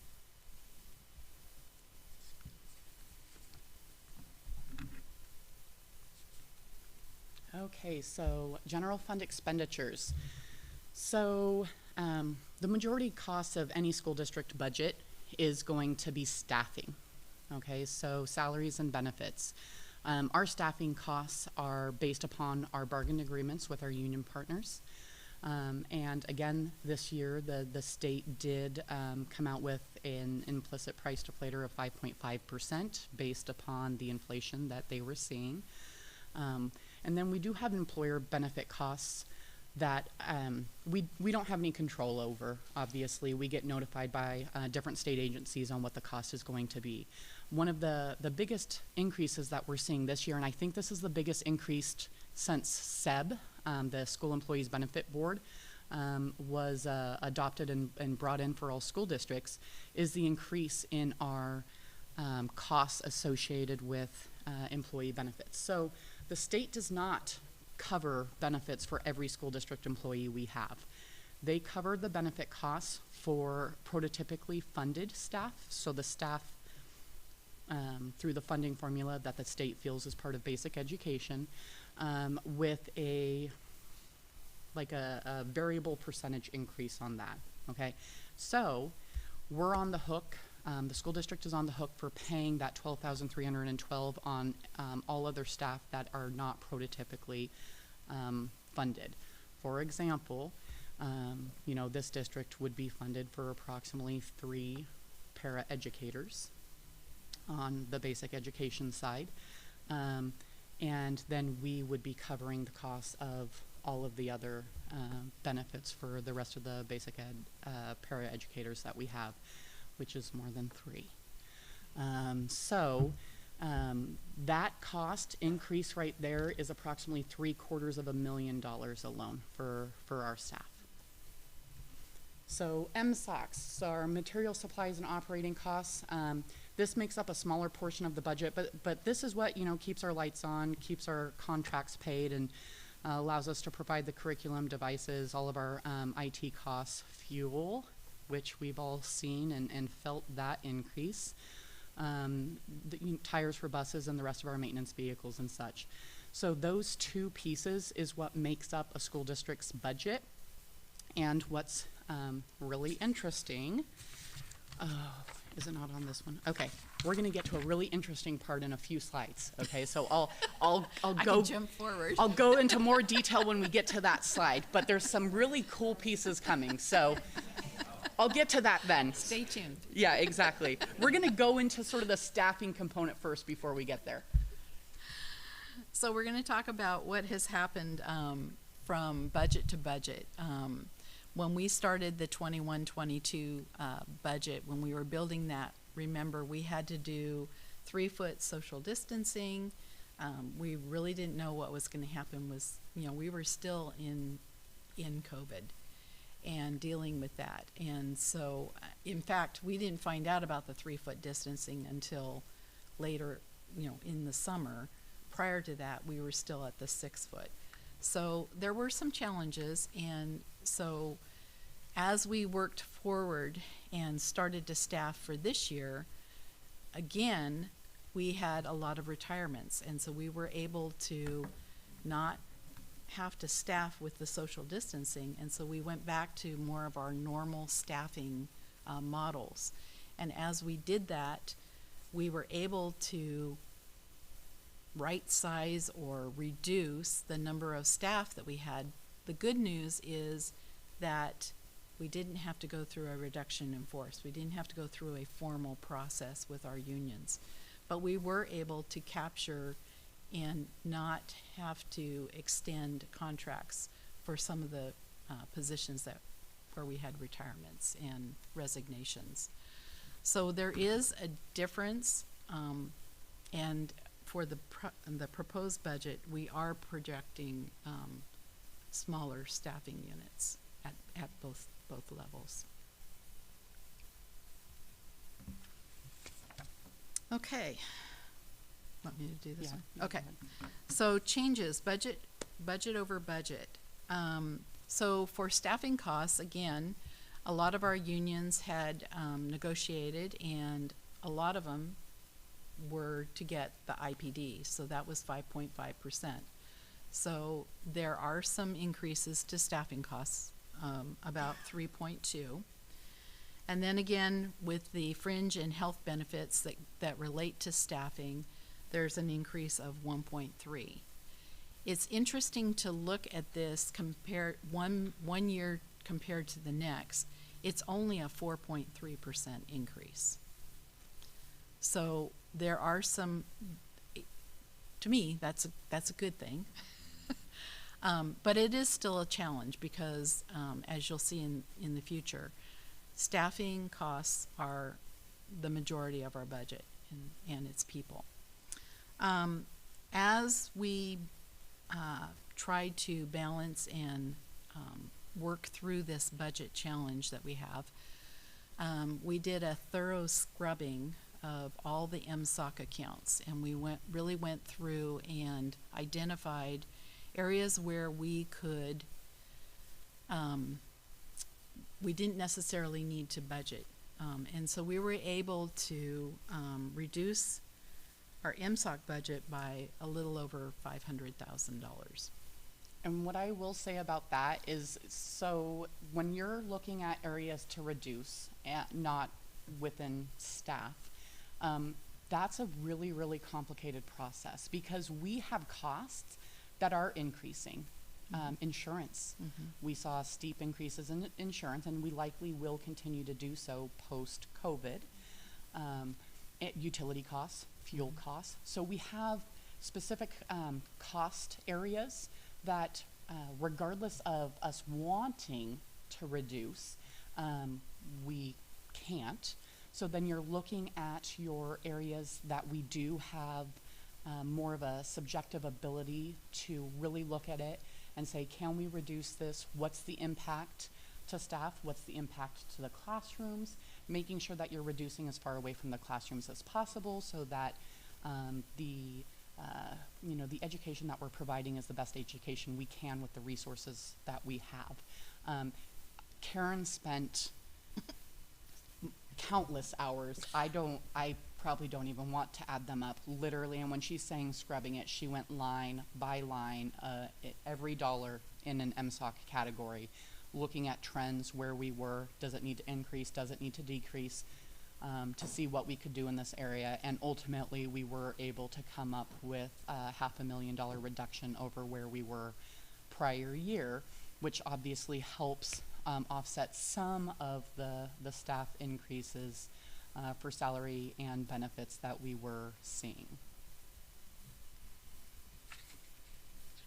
I would say a majority of the reductions, if we were able to reduce, the majority of them were, I would say some of the departments were very generous. Tech was, we asked Chris for a bare bones budget, and he did a nice job. I think we were able to give him a little bit more than that, but he was really thorough about what he was looking at. And we were able to look at some of the other areas. Again, keeping it away from the classroom. The building allocations, they still got their normal building allocations. The only thing that they didn't get this year is a furniture allocation. But we did take that away. So, but other than that, I would say we really tried to not affect what's happening out in the buildings as far as their allocations. So overall, we're seeing an increase in expenditures of a little over $4 million. And this is what it looks like. So for certificated staff, we are paying $68.6 million, a little over. This includes teachers, administrators, anyone that is certificated in that category. For the classified salaries, we are at about 24.5 million. And this goes from paraeducators to coaches to technology to district administration to building, school building office folks, custodians, bus drivers. It's everyone else. And then our employee benefits are coming in at about $36.2 million. Supplies, right around $7 million. Our purchase services are $16.3 million. This is where we've got utilities, we've got insurance. Insurance did go up 9% this year. We've got the Sodexo contract. They're a purchase service, contracted service with us. Any of our maintenance projects, we still have our levy maintenance projects line item of $1 million, and usually that is contracted services coming in to do those services. But those are probably the biggest ones. Travel is coming in at $240,000. There is a reduction to travel from the prior year.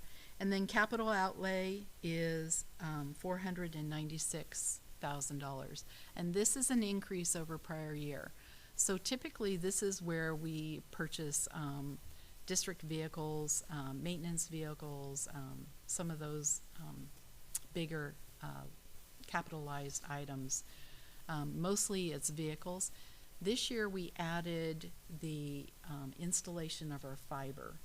So we have put fiber in throughout the district, and so there is a contract where we have to pay for that fiber.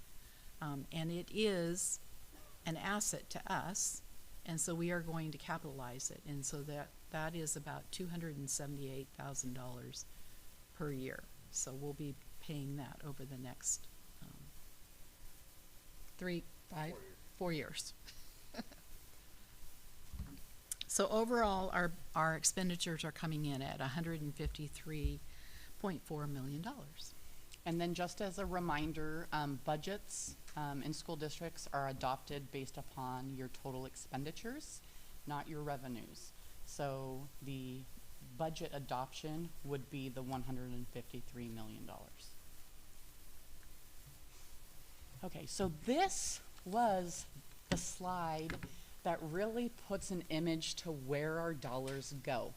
Okay, so you see that almost 45% of all of our dollars are going to certificated salaries. So again, those are your teachers, your nurses, anyone who holds a certificate for a teacher or some other specialty.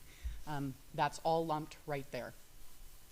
Your classified salaries end up coming in just under 16%, and your employee benefits overall are about 23.6%. An interesting thing about your employee benefits, so benefits are obviously a percentage of your overall wage as an employee. So you'll see sometimes your classified wage pool, their benefit percentage is going to be higher, sometimes upwards of 50%. Okay, but your certificated benefit threshold could be closer to 20%, and then that averages out, and we get to our 23.6% of our budget actually being associated with our employee benefits. So salaries and benefits combined are 84.33%. Now, what I will say is that's a bit high right now. Okay, so budget-wise, for the district to try to survive off of only 15% for all operations leaves very little room for any anything, any unknowns that may come up throughout the year. And so that's why we're going to work really hard this year to bring in some new revenues, increase some capacity, so that we have some additional dollars to help offset that operational cost side. So you can see that supplies tend to not be super huge. Part of this supplies is the fact that the school district is providing school supplies. Okay, so that is part of that $7 million. Purchase services, some of our special education contracted staff are going to be paid out of that program as well. And then you can see travel, although the $240,000 looks like a large dollar value, we're talking 0.16%. Now in reality, this is an area that we will be, you know, reviewing and managing and seeing if there's some additional cost savings we could do this year.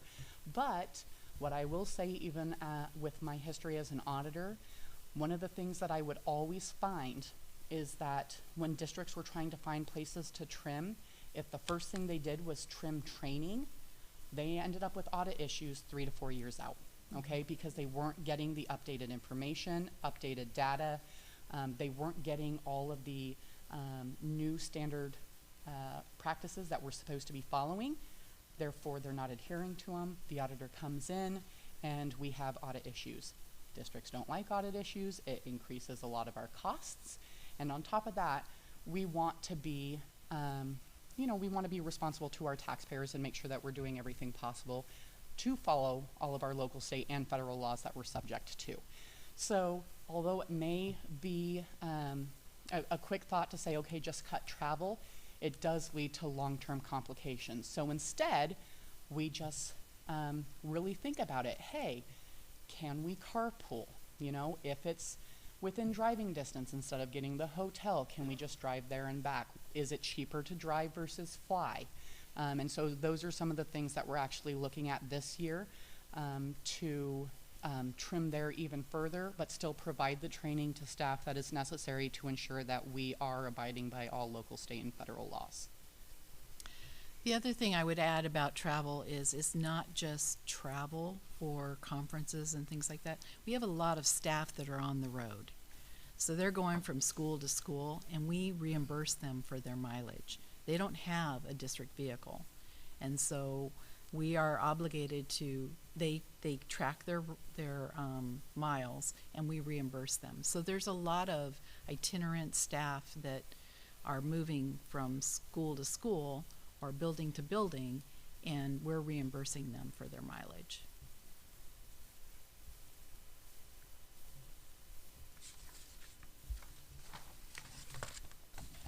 You want to do this? Okay, so our overall summary, so this is where we're looking at what our budget impact is for the 22-23 school year versus what our adopted budget was in 21-22 versus the estimated actuals, again, because we haven't technically closed our books because we haven't finished the fiscal year for the school district, which ends on August 31st. What I'm going to be focusing on is the proposed budget column and how it relates to our 21-22 estimated actuals. So our estimated beginning fund balance for 21-22, where we are feeling, or where it actually was this year, was just under 17 million. Where we feel we will be at the beginning September 1st of 22-23 is just under 14 million. Our revenues, it's looking like we're going to end the year at about 146 million in revenues collected. This budget proposes revenue collection of 148 million for this coming year. So you are seeing a revenue increase, even though in prior slides, obviously, we were seeing those revenue decreases from federal and some state programs. But obviously, we received the 5.5% IPD on the funding formula for staff, which drove an increase on that side. And even though they're not providing it for all staff, it does increase the revenues that we are receiving. And in addition to that, we are anticipating more students than we had last year, which will bring in more revenues. Our expenditures for 21-22, we're looking at expending just under 150 million for 21-22. And in 22-23, we're anticipating $153 million worth of expenditures, with the majority of that obviously being in the salaries and benefits, with a reduction in our overall MSOC costs. So our estimating fund balance would be about 8.8 million, which is over the 4% threshold set by board policy. So our board goal. Our restricted ending fund balance is going to be approximately 2.55 million, and our unreserved fund balance 6.3 million. It goes into detail here. Next. Okay, well, let's go on to the next slide. Okay, so this breaks it down into our ending fund balance into further details of where this money basically sits in your ending fund balance. So for the 21-22 school year, we're going to have approximately $565,000 in restricted categorical carryover. So these are earmarked funds that we have received that we can only spend in specific programs that we need to make sure that we restrict and carry over into the next year so that we can spend only in those areas. Non-spendable fund balance for 21-22 is approximately 1.5 million. The proposed budget sets the 22-23 at 9 million. Most of the time your non-spendable fund balance is related to inventory, because you can't spend paper towels, toilet paper, and computers. So a lot of your inventoriable materials make up your non-spendable fund balance. Now we did purchase computers, but as we're giving them to staff and students, you expense those out and it drops the amount of dollars that we have sitting in inventory. Our assigned dollars for contingencies related to maintenance stays at $1 million.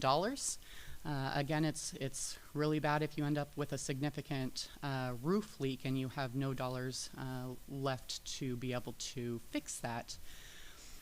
And our assigned other purposes for carryover from 21-22 was 3.5 million, but that's going to be dropping to 650,000.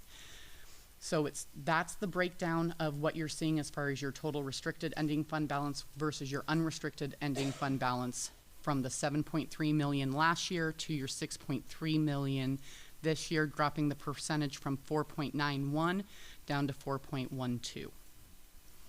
So questions about those slides? Chuck? Yeah. We are monitoring and going to be doing a lot of work and presentations this year regarding expenditures and revenues and new grants and all of that. So you guys will be kept apprised of where we are going with all of those. No, we can't. So we have some work to do, and we have been very busy since July as far as bringing our key stakeholders in, looking at the data, adjusting where we can before the start of the school year, and then creating teams and meetings for the course of the school year to make sure that we're obviously staying on track. And we're really analyzing our data into the future so that we can ensure that we're able to right size, which is something that about 90% of Washington State school districts are going to end up having to do. When you lose the enrollment, you still have the staff because of all of the COVID mandates, the social distancing and all of that. And so, like the district did with the 34 certificated staff members through attrition, you start to bring that down. But that's normally a multi-year process because there's a lot to be done with that, and you don't want one huge impact all at the same time. And so you piecemeal it. And so that's what we're in the process of doing. We are doing some enrollment meetings at the beginning of the school year, tracking where our enrollment is at each grade level, seeing who shows up for school. Because again, like Karen said, we rolled all the enrollment. We don't require parents to re-enroll their kids every year. So we know the kids were here in June. We anticipate they'll be here August 31st. We just don't know until we're in the classroom that first day and we see whether or not they're there or not. But we have a team together that's going to be able to respond to that. If the kids aren't there, and let's say we have extra kids that we weren't anticipating in another building, we have a team together that's going to be able to respond and shift resources, staff resources, in order to help fill those gaps wherever they may be. Is that your last slide? For the general fund, this is my last slide. Okay, okay. I'll ask my questions. I'll ask mine at the end. Okay. Okay.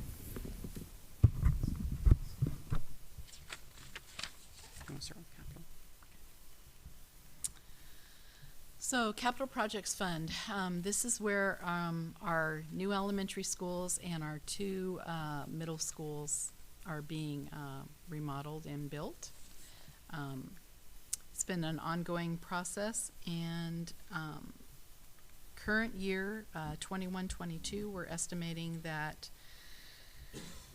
we're going to bring in about $18.7 million. A lot of this is state match funds are starting to come in, and also impact fees. For expenditures, we're going to spend about 39.9, almost $40 million. Majority of those are the balance of Artendale and the two middle schools. And you can see the breakdown of the 34.7 million. We still have about 16 million in bond revenue. We'll have a little over 17 million in state funds. We're trying to use our impact fees as they are collected. There's a 10-year limit, and so we want to make sure that we're using them as much as possible now, because those projects that qualify, that we can use them on, that's where we want to use those monies. It also helps us to sustain the bonds and the state match funds, so that we have a constant cash flow. We don't have any cash flow problems. So we're estimating that we're going to have a beginning balance of about $34.7 million for next year. Bring in additional state match and impact fees at $19.7 million. And we're putting everything in 53.5 to finish up the projects, leaving us with about $1 million, just a little over $1 million. We're pretty much budgeting everything that we have so that we don't run into any capacity problems with closing out the buildings and finishing them up. And then one of the things I will say about the Capital Projects Fund that always seems to be interesting information that people that don't have in-depth knowledge about how the fund works find interesting is the fact that your goal is you bring money in through a bond or because you can have capital levies through a levy, and then you spend it. You don't want to be sitting on a bunch of money in your capital projects fund, because then you're not putting it to the use in which you went to the community for. So the goal is to spend that money and get those projects done. So seeing a capital projects fund with $1 million is good, because then it means that we're keeping those commitments that we made to our community to get the projects done.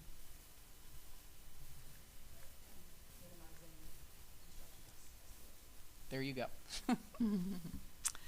The next fund is the debt service fund.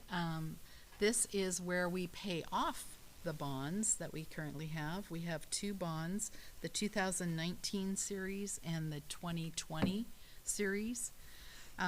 The principal and interest payments are noted below. This is pretty much you levy enough tax in order to make your payments. Again, we're on a fiscal year, so you have to look at what you're levying for the next year. So you have to look out to make sure that you've got enough money and you're not creating a zigzag tax rate for your constituents. But for the next few years, we've pretty much got equalized debt service payments of about $13 million. So that will continue. I believe we have 16 years left on our debt. So.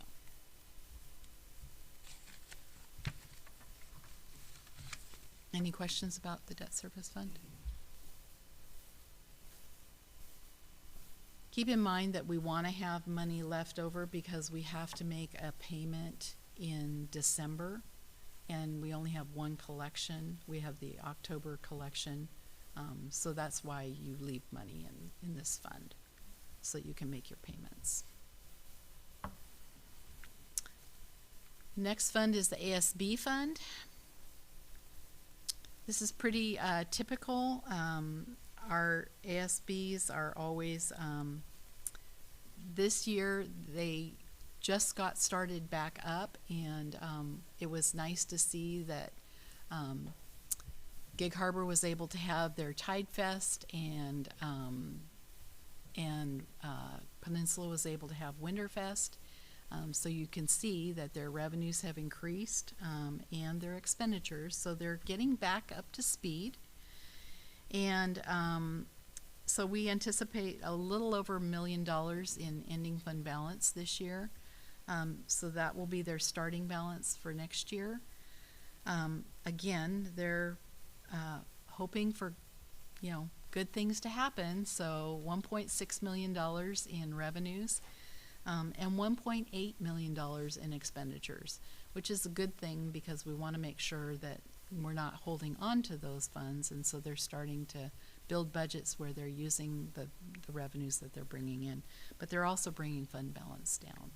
So all of our high schools participate, our middle schools participate. Not all of our elementaries participate in this. A lot of the elementaries, they don't bring in enough to really, and they don't have organized student bodies, so it's easier for them to just bring in any revenues that they get into the general fund, and we run it through their what we call the 08 series of accounts. Any questions on ASB?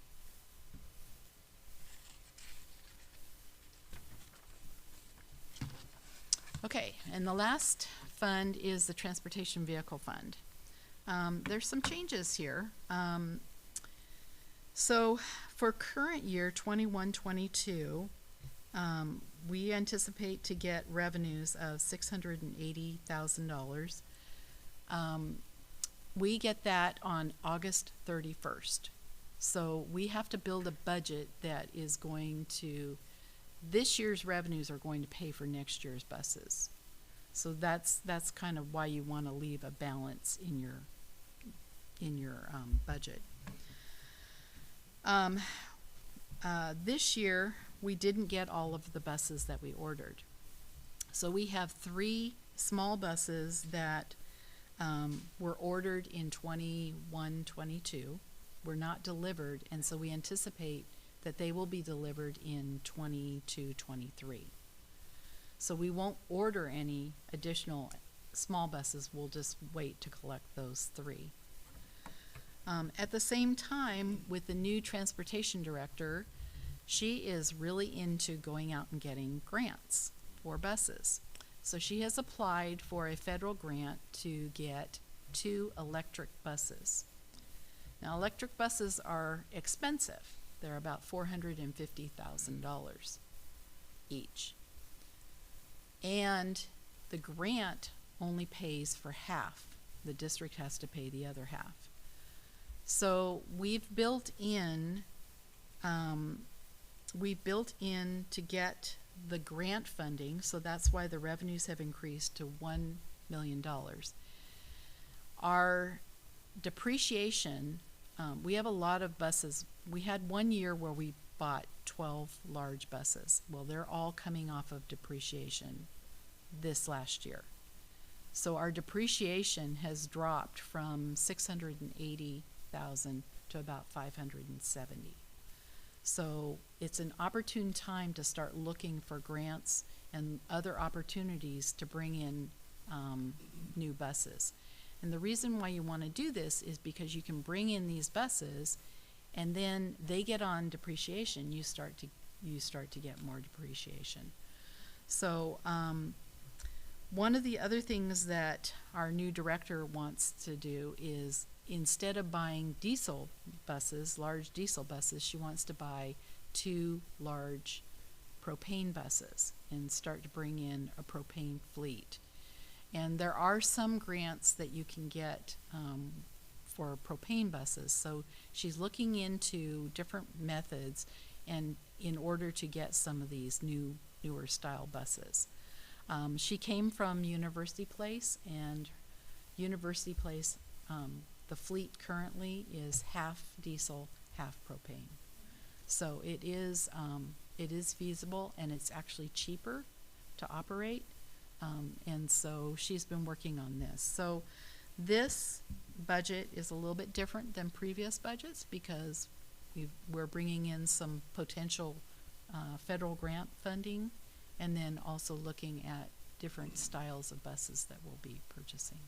One of the things I will say about the propane buses is that average cost for a gallon of propane right now is approximately $1.30. Okay, so we know that diesel's obviously significantly more than that.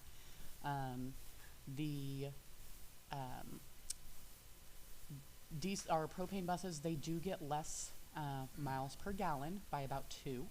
Surprisingly, a large diesel bus, it gets about 4 to 6 miles per gallon. Okay, and so we lose about 2 of that on propane, but when you look at the difference between diesel and propane, it still ends up being more cost effective to go the propane route. But with that said, I was talking to Dawnette about her long range plan of all of this.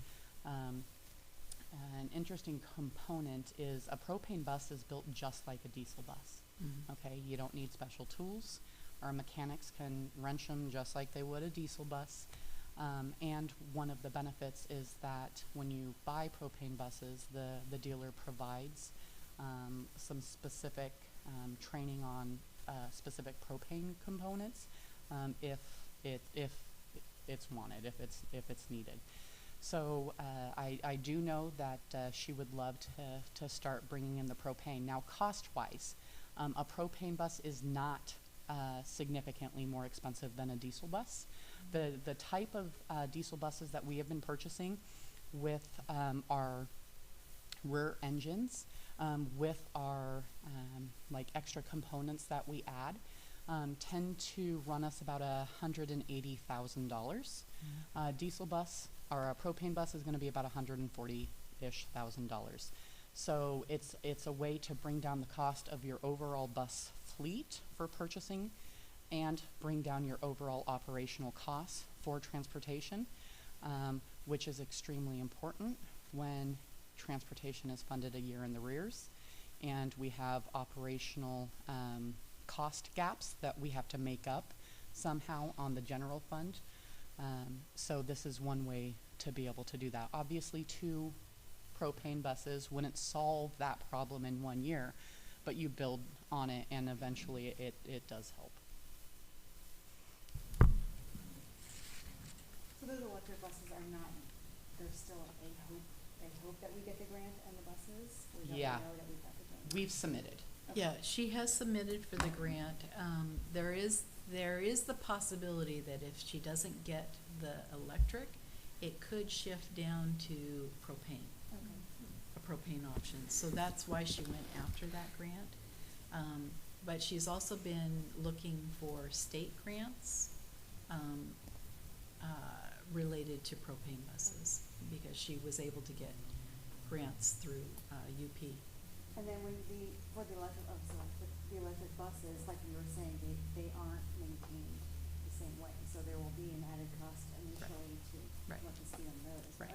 You know, with the new energy bill that everyone's looking at now, are there any other incentives out there for school districts going green? Not for school districts right now. Okay. Based upon the legislation that was passed at the nationwide level with some of these rebates, it may be something that they think about pushing out, but I don't know of anything out right now. Now, what I will say about the grant that she had applied for our district, it's probably a long shot, okay? Because they look at your demographics, okay? And we don't necessarily have the demographics that the federal government is really catering to right now for these buses. So, but again, the reason why she really went for this is because of the fact that they may not award the electric bus grant, but they could potentially help offset the cost of propane buses. If she wrote it and we don't get it, no harm, no foul. But it was worth a shot. And we built the budget based on that contingency so that she's still got the capacity to buy the buses that she needs based on if she gets the grant or not. What I would say is that there are some challenges with electric buses. They can't go all the places that we go. They are limited in where they will be able to transport students. She did have a couple in UP and she was able to do city streets, but she's not sure that we would be able to take a bus, an electric bus, say down the Key Peninsula Highway and such. So there are a few challenges, but she's very confident about bringing in more propane buses. And those buses that were ordered last year, but we don't have yet, where are they, what year do they get charged to you? Once we take delivery, that's when they They get- hit our yeah. books. So it That's- might be that we have a lot of buses coming in. Yes, and that's why we had to put the expenditure capacity higher, because we pay once Right. it's delivered. Right. And so that's why you're seeing that larger dollar value. Unfortunately, even pre-COVID, you'd probably need about 4 to 6 month lead time from the time you place the order until you got the bus, because they build it to your specifications. Post-COVID, it's taking a year plus now. Obviously, steel, metal costs, and engine components are hard to come by. So a lot of districts are sort of in a bind and not getting those buses in the same year that they ordered them. Thankfully, we have a fleet that has enough buses that we weren't necessarily in dire need of getting them in, but you want new buses in to replace buses that have fallen off the depreciation schedule, because that's your primary funding source for the entire transportation vehicle fund.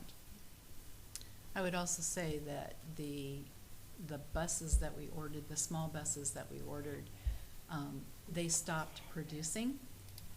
The chassis that they were built on is now being used for Amazon vans, and they take priority.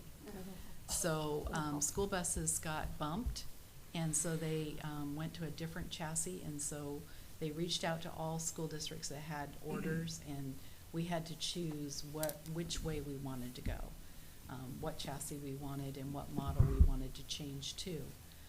So during that process, we made the decision not to order additional small buses, because that got us in trouble back in 2007 when we had 12 buses delivered. And so we didn't order. We just said, no, we're gonna budget to pay for the 3 that we've got on order, but we're not gonna order another 3, so. So Okay. Go ahead, go ahead. with the propane, we have a diesel distribution system, Correct. but we don't have propane Correct. distribution, so there's gonna be an added cost. Yes, there will be. We would have to trench and we'd have to run electrical. Approximate cost would be about 20-ish thousand. I know that there has been a site walk done with Patrick to make sure that we would have the area to be able to actually do that. And again, these are plans. We build a budget for capacity purposes to make sure that we could do so. Now, we wouldn't be able to run that $20,000 through, obviously, the Transportation Vehicle Fund. We would be running it through the general fund. And we have some budget constraints. And so one of the things that I talked to Donette about is cost of wet fueling. So what does it cost for feral gas to come in and to refuel our buses? And that increases the cost of propane from about $1.30 a gallon to $1.70, which is still well under the cost of diesel. So we did look at that. So we have place for it if we go that route. But again, right now my concerns are general fund capacity and ability to take on the additional costs associated with that. Jennifer, did you have a question? There's about electric buses, Oh. but I'm not gonna ask. I've had a couple around the buses, and since it's the last, I'll ask my questions about those and get to the other ones in a minute. Currently, the price of propane is significantly lower than diesel. It wasn't too long ago that diesel was actually less expensive than gasoline. So it's potentially, I mean, it's possible that in the future, the cost of diesel will go down significantly and could be where it used to be 3 or 4 years ago. So it would not necessarily be as advantageous to have propane as it might be today. True? That is correct. Okay. The cost of all those Okay. alternative fuels do. Please ebb just and answer flow. yes or no. I'm teasing, I'm Oh, teasing, sorry. I'm teasing, I'm Yes, teasing. sir, that is I'm teasing. correct. Okay, I know that when I hear about, like, when an electric vehicle's battery goes bad, it costs almost more money to replace a battery than to buy a new vehicle. What are we gonna think about replacing a big old battery on a bus when that battery goes bad? And it doesn't take the entire depreciation schedule for that bus to be off, and we have to replace that battery. I'm just wondering if she's factoring that significant cost to replace a Texas-sized battery versus a little Rhode Island-sized battery. Just curious, you don't have to answer that rhetorical question. You made a comment, Karen, that you built in the grant into your budget, that as if we had received the grant? Is that what you said? That, okay, so if you don't get the grant, Then and you it does- don't spend it. what? If you don't get the grant, you don't spend it. Correct. So you're not gonna get those buses. So if we don't get the propane bus or the EV bus, are we still good with our buses if we don't get Yes. either of those buses? We're good. Yes. Yes. Okay, we're still on a normal transportation Yes. schedule. Okay, Yes. I just want to make sure that we didn't have to then factor in these expenses in the future and do a budget extension on transportation. Okay, do we get tax credits for switching to EV buses? Not right now. Not right now, okay? And then you said they're not that much more money, so the ROI on those buses would probably come back pretty quick. Yes, correct. Okay, okay. On the propane. On the The propane, electric buses are more expensive, significantly more, Yes. Yes. like more than double. more than double. So what's I will say that Dawnette, It's a I- long shot. she's It's a not true long anticipating shot. getting the electric buses, but she wants additional funding for propane. So without applying for the electric bus grant, there would have been no ability to try to get that She additional wanted funding. to get our name in there. Yeah, yeah. Okay, Yeah, so it was a strategy that she's going with. The electric bus, like Karen says, it does pose some issues for us. They're not super great on hills. No. We Yeah. have hills. yep. And like you said, there's a distance how far they can go. Yes, Yes. You know, to take our kids to a baseball tournament in Right. Oregon, they probably wouldn't make it. Yeah, you wouldn't use them Yeah, for yeah. trips. And I will say, in the entire time I've been on the school board, this is the longest we've ever spent on the transportation budget. It's a lot of talk on it is transportation. very interesting, a lot going on, yeah. This was a slide. Yes, this was a interesting slide. So, do you guys got any questions about the other stuff? Okay.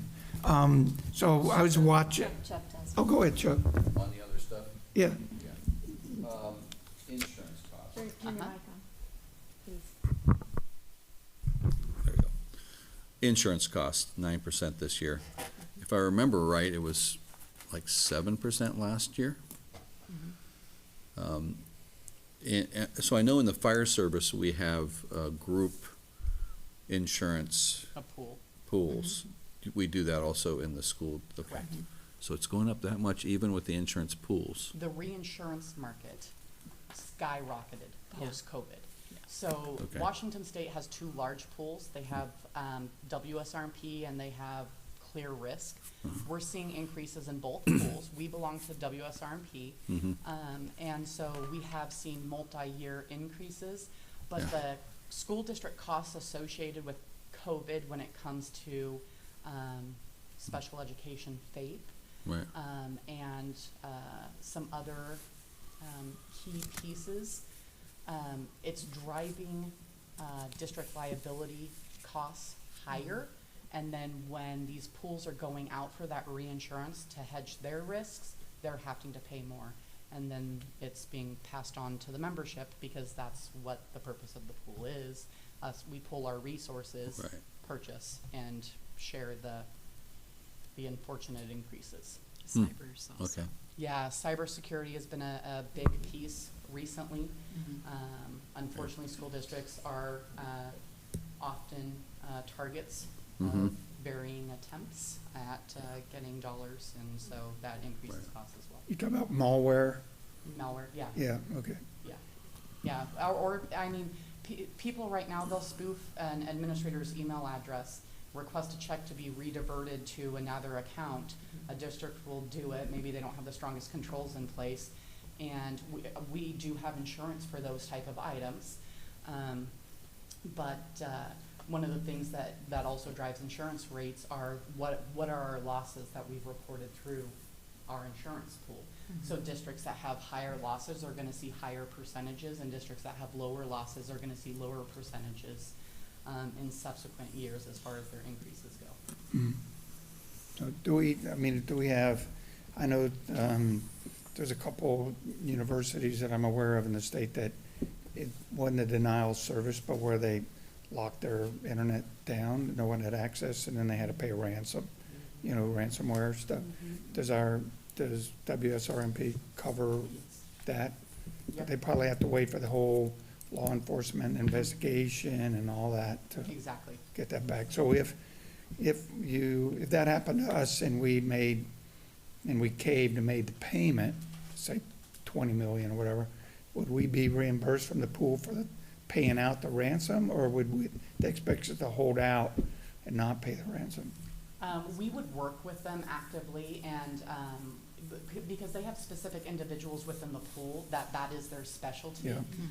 And in all reality, it depends where is it coming from, what's the likelihood of getting your data back without paying it. Ultimately, there have been districts that did get hit there and their information was taken. Yeah. They did end up having to pay, and as crazy as it sounds, you negotiate with them and you end up settling on a lower amount, you pay it, and then we are insured for that.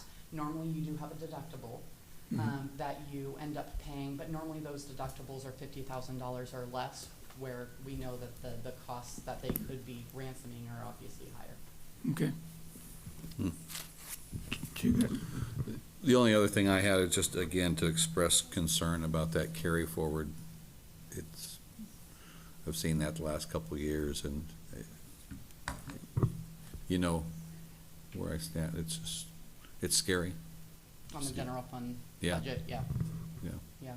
No, it definitely is, and that's why we're really crunching the numbers, looking at the data, and making sure that our financial decisions with goal 3 of our strategic plan really align to what our goal is, and make sure that we align both our financial staff and assets to that. And by doing so, we'll be able to make the decisions to ensure that we continue to right size, and we can help and start to rebuild that balance, so we're not continuing to sit at that dollar value.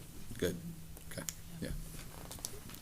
You don't have to go back to these slides, but I'm just curious, Running Start was 450 a couple years ago, and now we're projecting 360. Do we have any idea why our students? No, we anticipated 450. Yeah, But that I didn't got you. happen. Okay, It what was the trend pre-COVID? Was it around 360? Yeah. Okay, so we're not seeing an actual drop? No. Okay, good. Okay, that answered that. Grant revenue, you made a comment, Ashley, that if we get grant revenue and we spend that because we got it, the good thing, we'd have to do an extension and open the budget back up to discuss the expenses.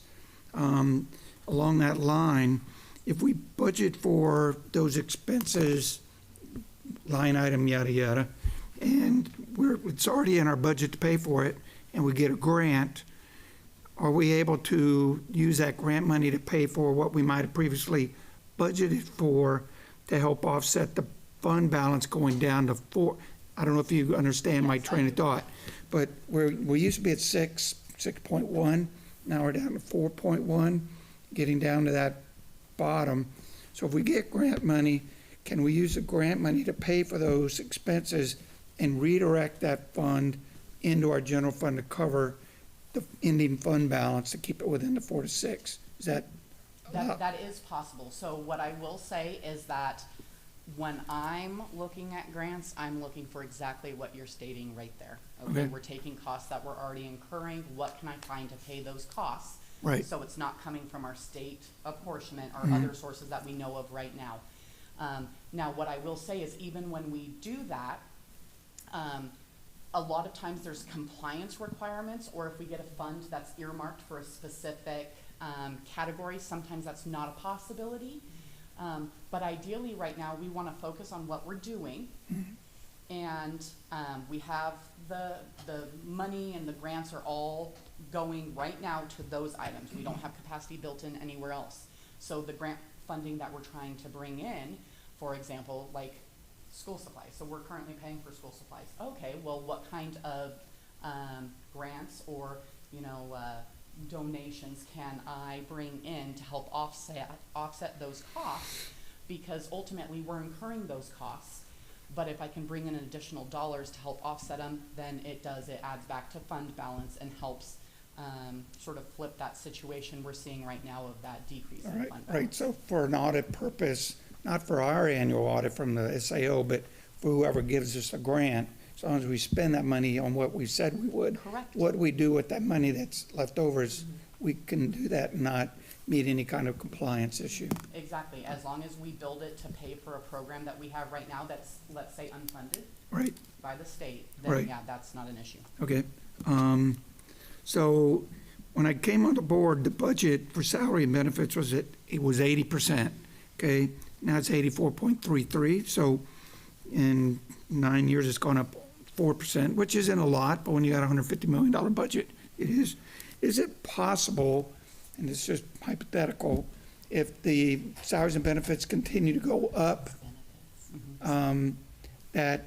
that leftover 15% that makes everything so tight, if the budgets go up again, 5%, is it possible that our salaries and benefits are more than what we have for all those other, the 15%?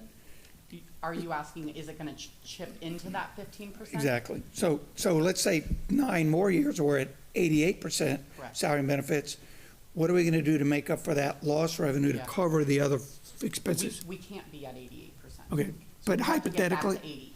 what? We have to get back to 80. Okay, so I guess so I we can think have that that's- conversation later. Yes. But I'm saying hypothetically, it's possible to get there, but your job is to make sure that doesn't happen. We need to figure out how to get back to 80. Exactly. So I look forward to having that conversation with your strategy. We will, it's all about being purposeful with our Exactly. dollars. Okay, I just want to make sure that my thought Yep. process is accurate there. SEB, a couple years ago, we started SEB. Some liked it, some didn't.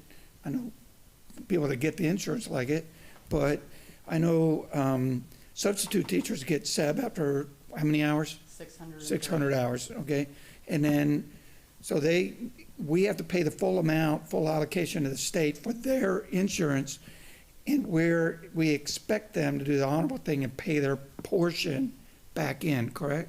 Because they're required to pay a portion of that, right? They are, but the portion that you saw in this was our portion. Okay. Their portion is based upon which plan they choose, so Yeah. it can be anywhere from $30 to, I think, 300 and something is the highest plan. Okay, But but- that's going to the state. The state's collecting that. That doesn't go to us. It doesn't go to us. And it So we doesn't don't have to offset. pay their entitlement and then hope they pay us back? No. No. Okay, just checking. Yeah. Just- Well, what the state did is they obviously, starting SEB, they needed money, okay, because it was gonna cost. Yeah. So they made employees, they basically said, hey, we're gonna put everyone in SEB, and if you want to take yourself out because you have military health insurance, you're going to have to select no. The state still has to pay for you, though. You're not getting any health insurance because you have your own health insurance. So you just saved $30 personally. We're still paying $1,300. And that's what I think that's a Right. piece I heard back a Yes, couple years ago. That was exactly. that piece that I was trying to bring back just Yes. now. Okay. Yep. And so that's why we see those costs increase. Now, the $630 some odd increase that we're seeing from last year to this year as far as our costs, that cost right there as far as the $4.2-ish million increase of salary and benefits, $750,000 worth of that increase is just the SEB increase. Right. It's significant, and this is something that I know that a lot of districts have been pushing through the legislature as far as helping fund and offset the cost of SEB, because benefits are expensive for school districts, and we are having to eat a lot of these costs because of the way that SEB was developed. Okay, and then I guess the, two things. I meant to actually piggyback on the budget and benefit, or the salary and benefits, that if it continued on the current trend, I know we pay extra stuff out of our levy, but our levy's capped on what we can use it for. What was troubling when you made a comment about Chris giving you a bare bones budget because we're at that tight area, it's troubling to hear that our IT department is giving us a bare bones budget when we're talking about safety and security with what we started off the evening about making sure that our comms are up to speed, making sure that we have radios, and making sure we have all the stuff that to support that operational center, and we're getting a bare bones budget to do it. So, I will say one area on there, one of the reasons we were able to take them down is because they received a fairly significant E-rate payment in this last year, and so we had pre-purchased devices for the coming year, and so we had already absorbed those costs, and so instead of this coming year then purchasing the devices for the subsequent year, we were able to just say, okay, we're going to take that from the budget right now while we sort of reevaluate everything, because we have everything we need as far as the actual devices go for this coming school year. But I do agree, it is scary when you start looking at your IT budget and start looking at places that you have to cut. And so unfortunately, we did have to sort of break into that to help balance the budget this year, so we could bring a budget to you with minimum 4%. But again, the goal is in future years that with time and planning and working with our building stakeholders and department stakeholders, that we can sort of right size and refill some of those buckets that we had to cut from this year. okay. And the very last thing, Lori promised. Travel, that, we're cutting the travel budget. I just want to make sure, do the teachers project out what kind of PD travel they need to do? Do they project that out? What? Yes. Okay, Yeah. okay. So if they know they're going to have a training, or they're going to some sped training, they let us know well enough advance so we know how to budget that travel. So I just want to make sure that we're not cutting the budget too much, that our staff can't go to their training to help them do a better job. I know that we can cut some of the senior people traveling, but I want to make sure that we don't cut it so far that our administrative staff can't get out to the schools and do their oversight responsibilities. All right, thank you.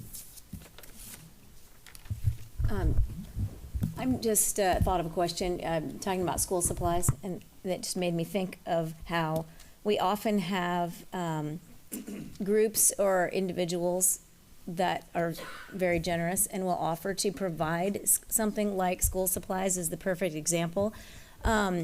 Or even a person who owns a landscaping company offers to do work on a field or on one of our properties. Can you explain if and how those kinds of things can happen, and and what that process looks like? Of course. So I'm going to hit on first like an outside contractor or landscaper wanting to do work on our fields. First off, we always look at items through a risk management standpoint and liability.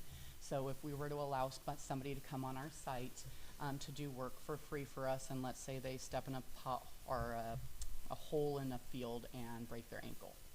Technically, we're liable, happened on our grounds, and so we'd have to deal with that. But we do look at those partnerships and see what we can do. So maybe it's not necessarily them coming out and mowing all of our fields, because we also have to work with our unions, and we don't want to take away work from our union partners and staff.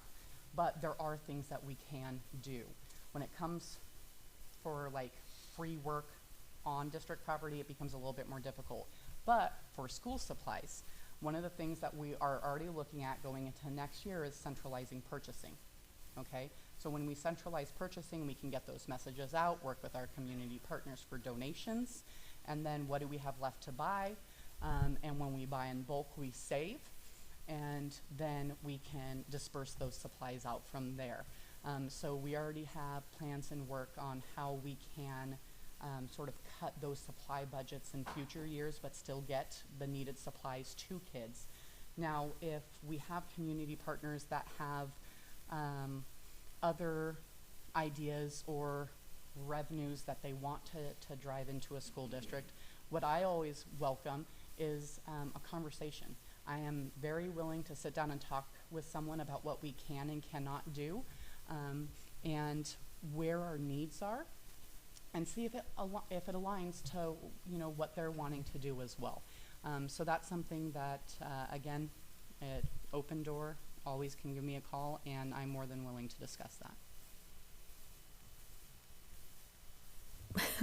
Awesome. Thank you for helping to clarify that, because I think it is a confusing process, and a lot of times it can feel like just people are, the answer is no for no thought out reason, but it's super, I mean, that's just the tip of the iceberg of how complicated these things can be. So thank you for that. Anyone else have questions? All right. Thank you so much. I know you've spent umpteen hours on this, to say the least, and really appreciate you taking the time to walk us through it. Anyone else have any comments? Oh, Creston has a comment. I just wanted a follow-up comment. I really appreciate having Karen and Ashley both up there. It's unfortunate we can't have a duo. I know that we can't, and I know Karen would not want to end her retirement date. But I just want to thank both of them for working so hard together. They're really a great team because they balance each other really well, and they've been working really hard. I think that it's a very interesting night, and I was looking forward, and I was a little nervous tonight just because I was wondering, okay, we're putting two really important conversations, and what we heard this evening was about safety and security, and I just wanted to make a couple comments about our staff. I know that Miguel said that people were not standing out in the hallway, and I'm going to counter that and say our staff, whether it's our administrative staff, but really our teaching staff and our paraprofessionals, our food service, our transportation, our grounds, really encompassing all of our staff, care deeply about, and I have seen that being here this year, care deeply about children, and children really enjoy and like and admire the adults that are in the building. They are the first responders. They are the first people that see our students, and we do see them out in the hallway. We do, and Miguel was here to do a job in terms of survey and talk about safety, but I want to just reiterate the fact that we are a wonderful group of adults surrounding Peninsula School District students. And yes, we have baseline data, but the evidence is absolutely building by building this last year, seeing our staff outside, greeting buses, I mean, we started, with, not even having students, driving up and opening the doors and greeting them. I mean, that's how we started the year. So I just needed to say that comment and really reiterate the fact that our staff really are our first responders and care really deeply. And so that's a great place to start. With that, talking about the budget, we are a people business, right? Yes, we are at 84%, but it's the people that we employ that allow our environments and our schools to be the vivacious, innovative, creative places where children can thrive.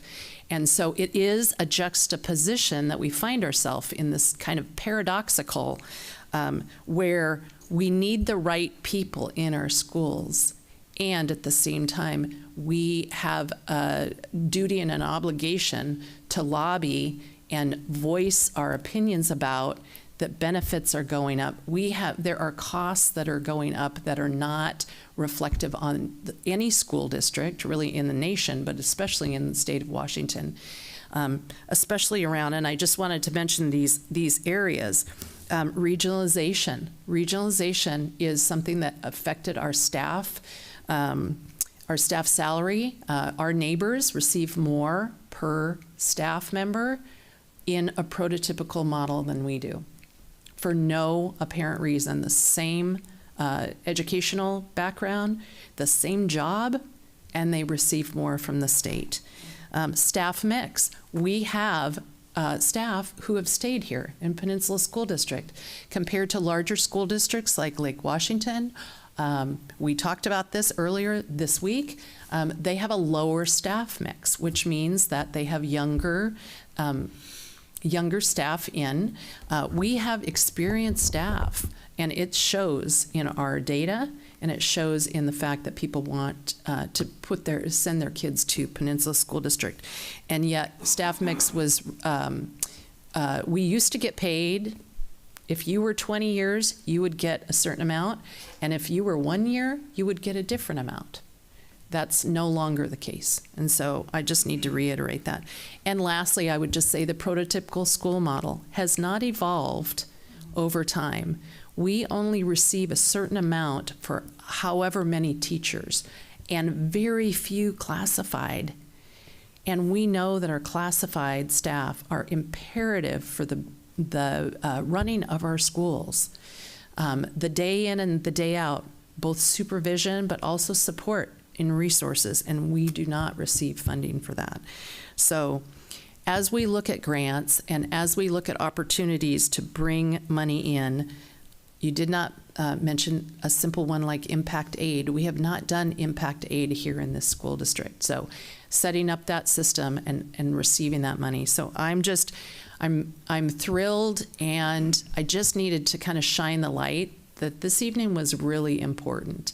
Important conversations on all ends, but we have the right staff. And so I just want to thank you for my 1 year and being able to start a new second year, but also I've learned so much during this year, and we really have a fortunate, wonderful place for children to learn. So I'm looking forward to it. And I want to thank all of my staff for staying until 9:10 or 9:30 this evening, and the hard work that they do behind the scenes, because they really do amazing work. And all of the staff that have been on vacation so far, our staff, our teachers, and our paraprofessionals that are ready to come back in a couple weeks, we're excited to have them. Oh, yes, thank you so much. Our next business meeting is next Thursday, August 25th. And if there's no more discussion, our meeting is adjourned at 9:11. Thank you.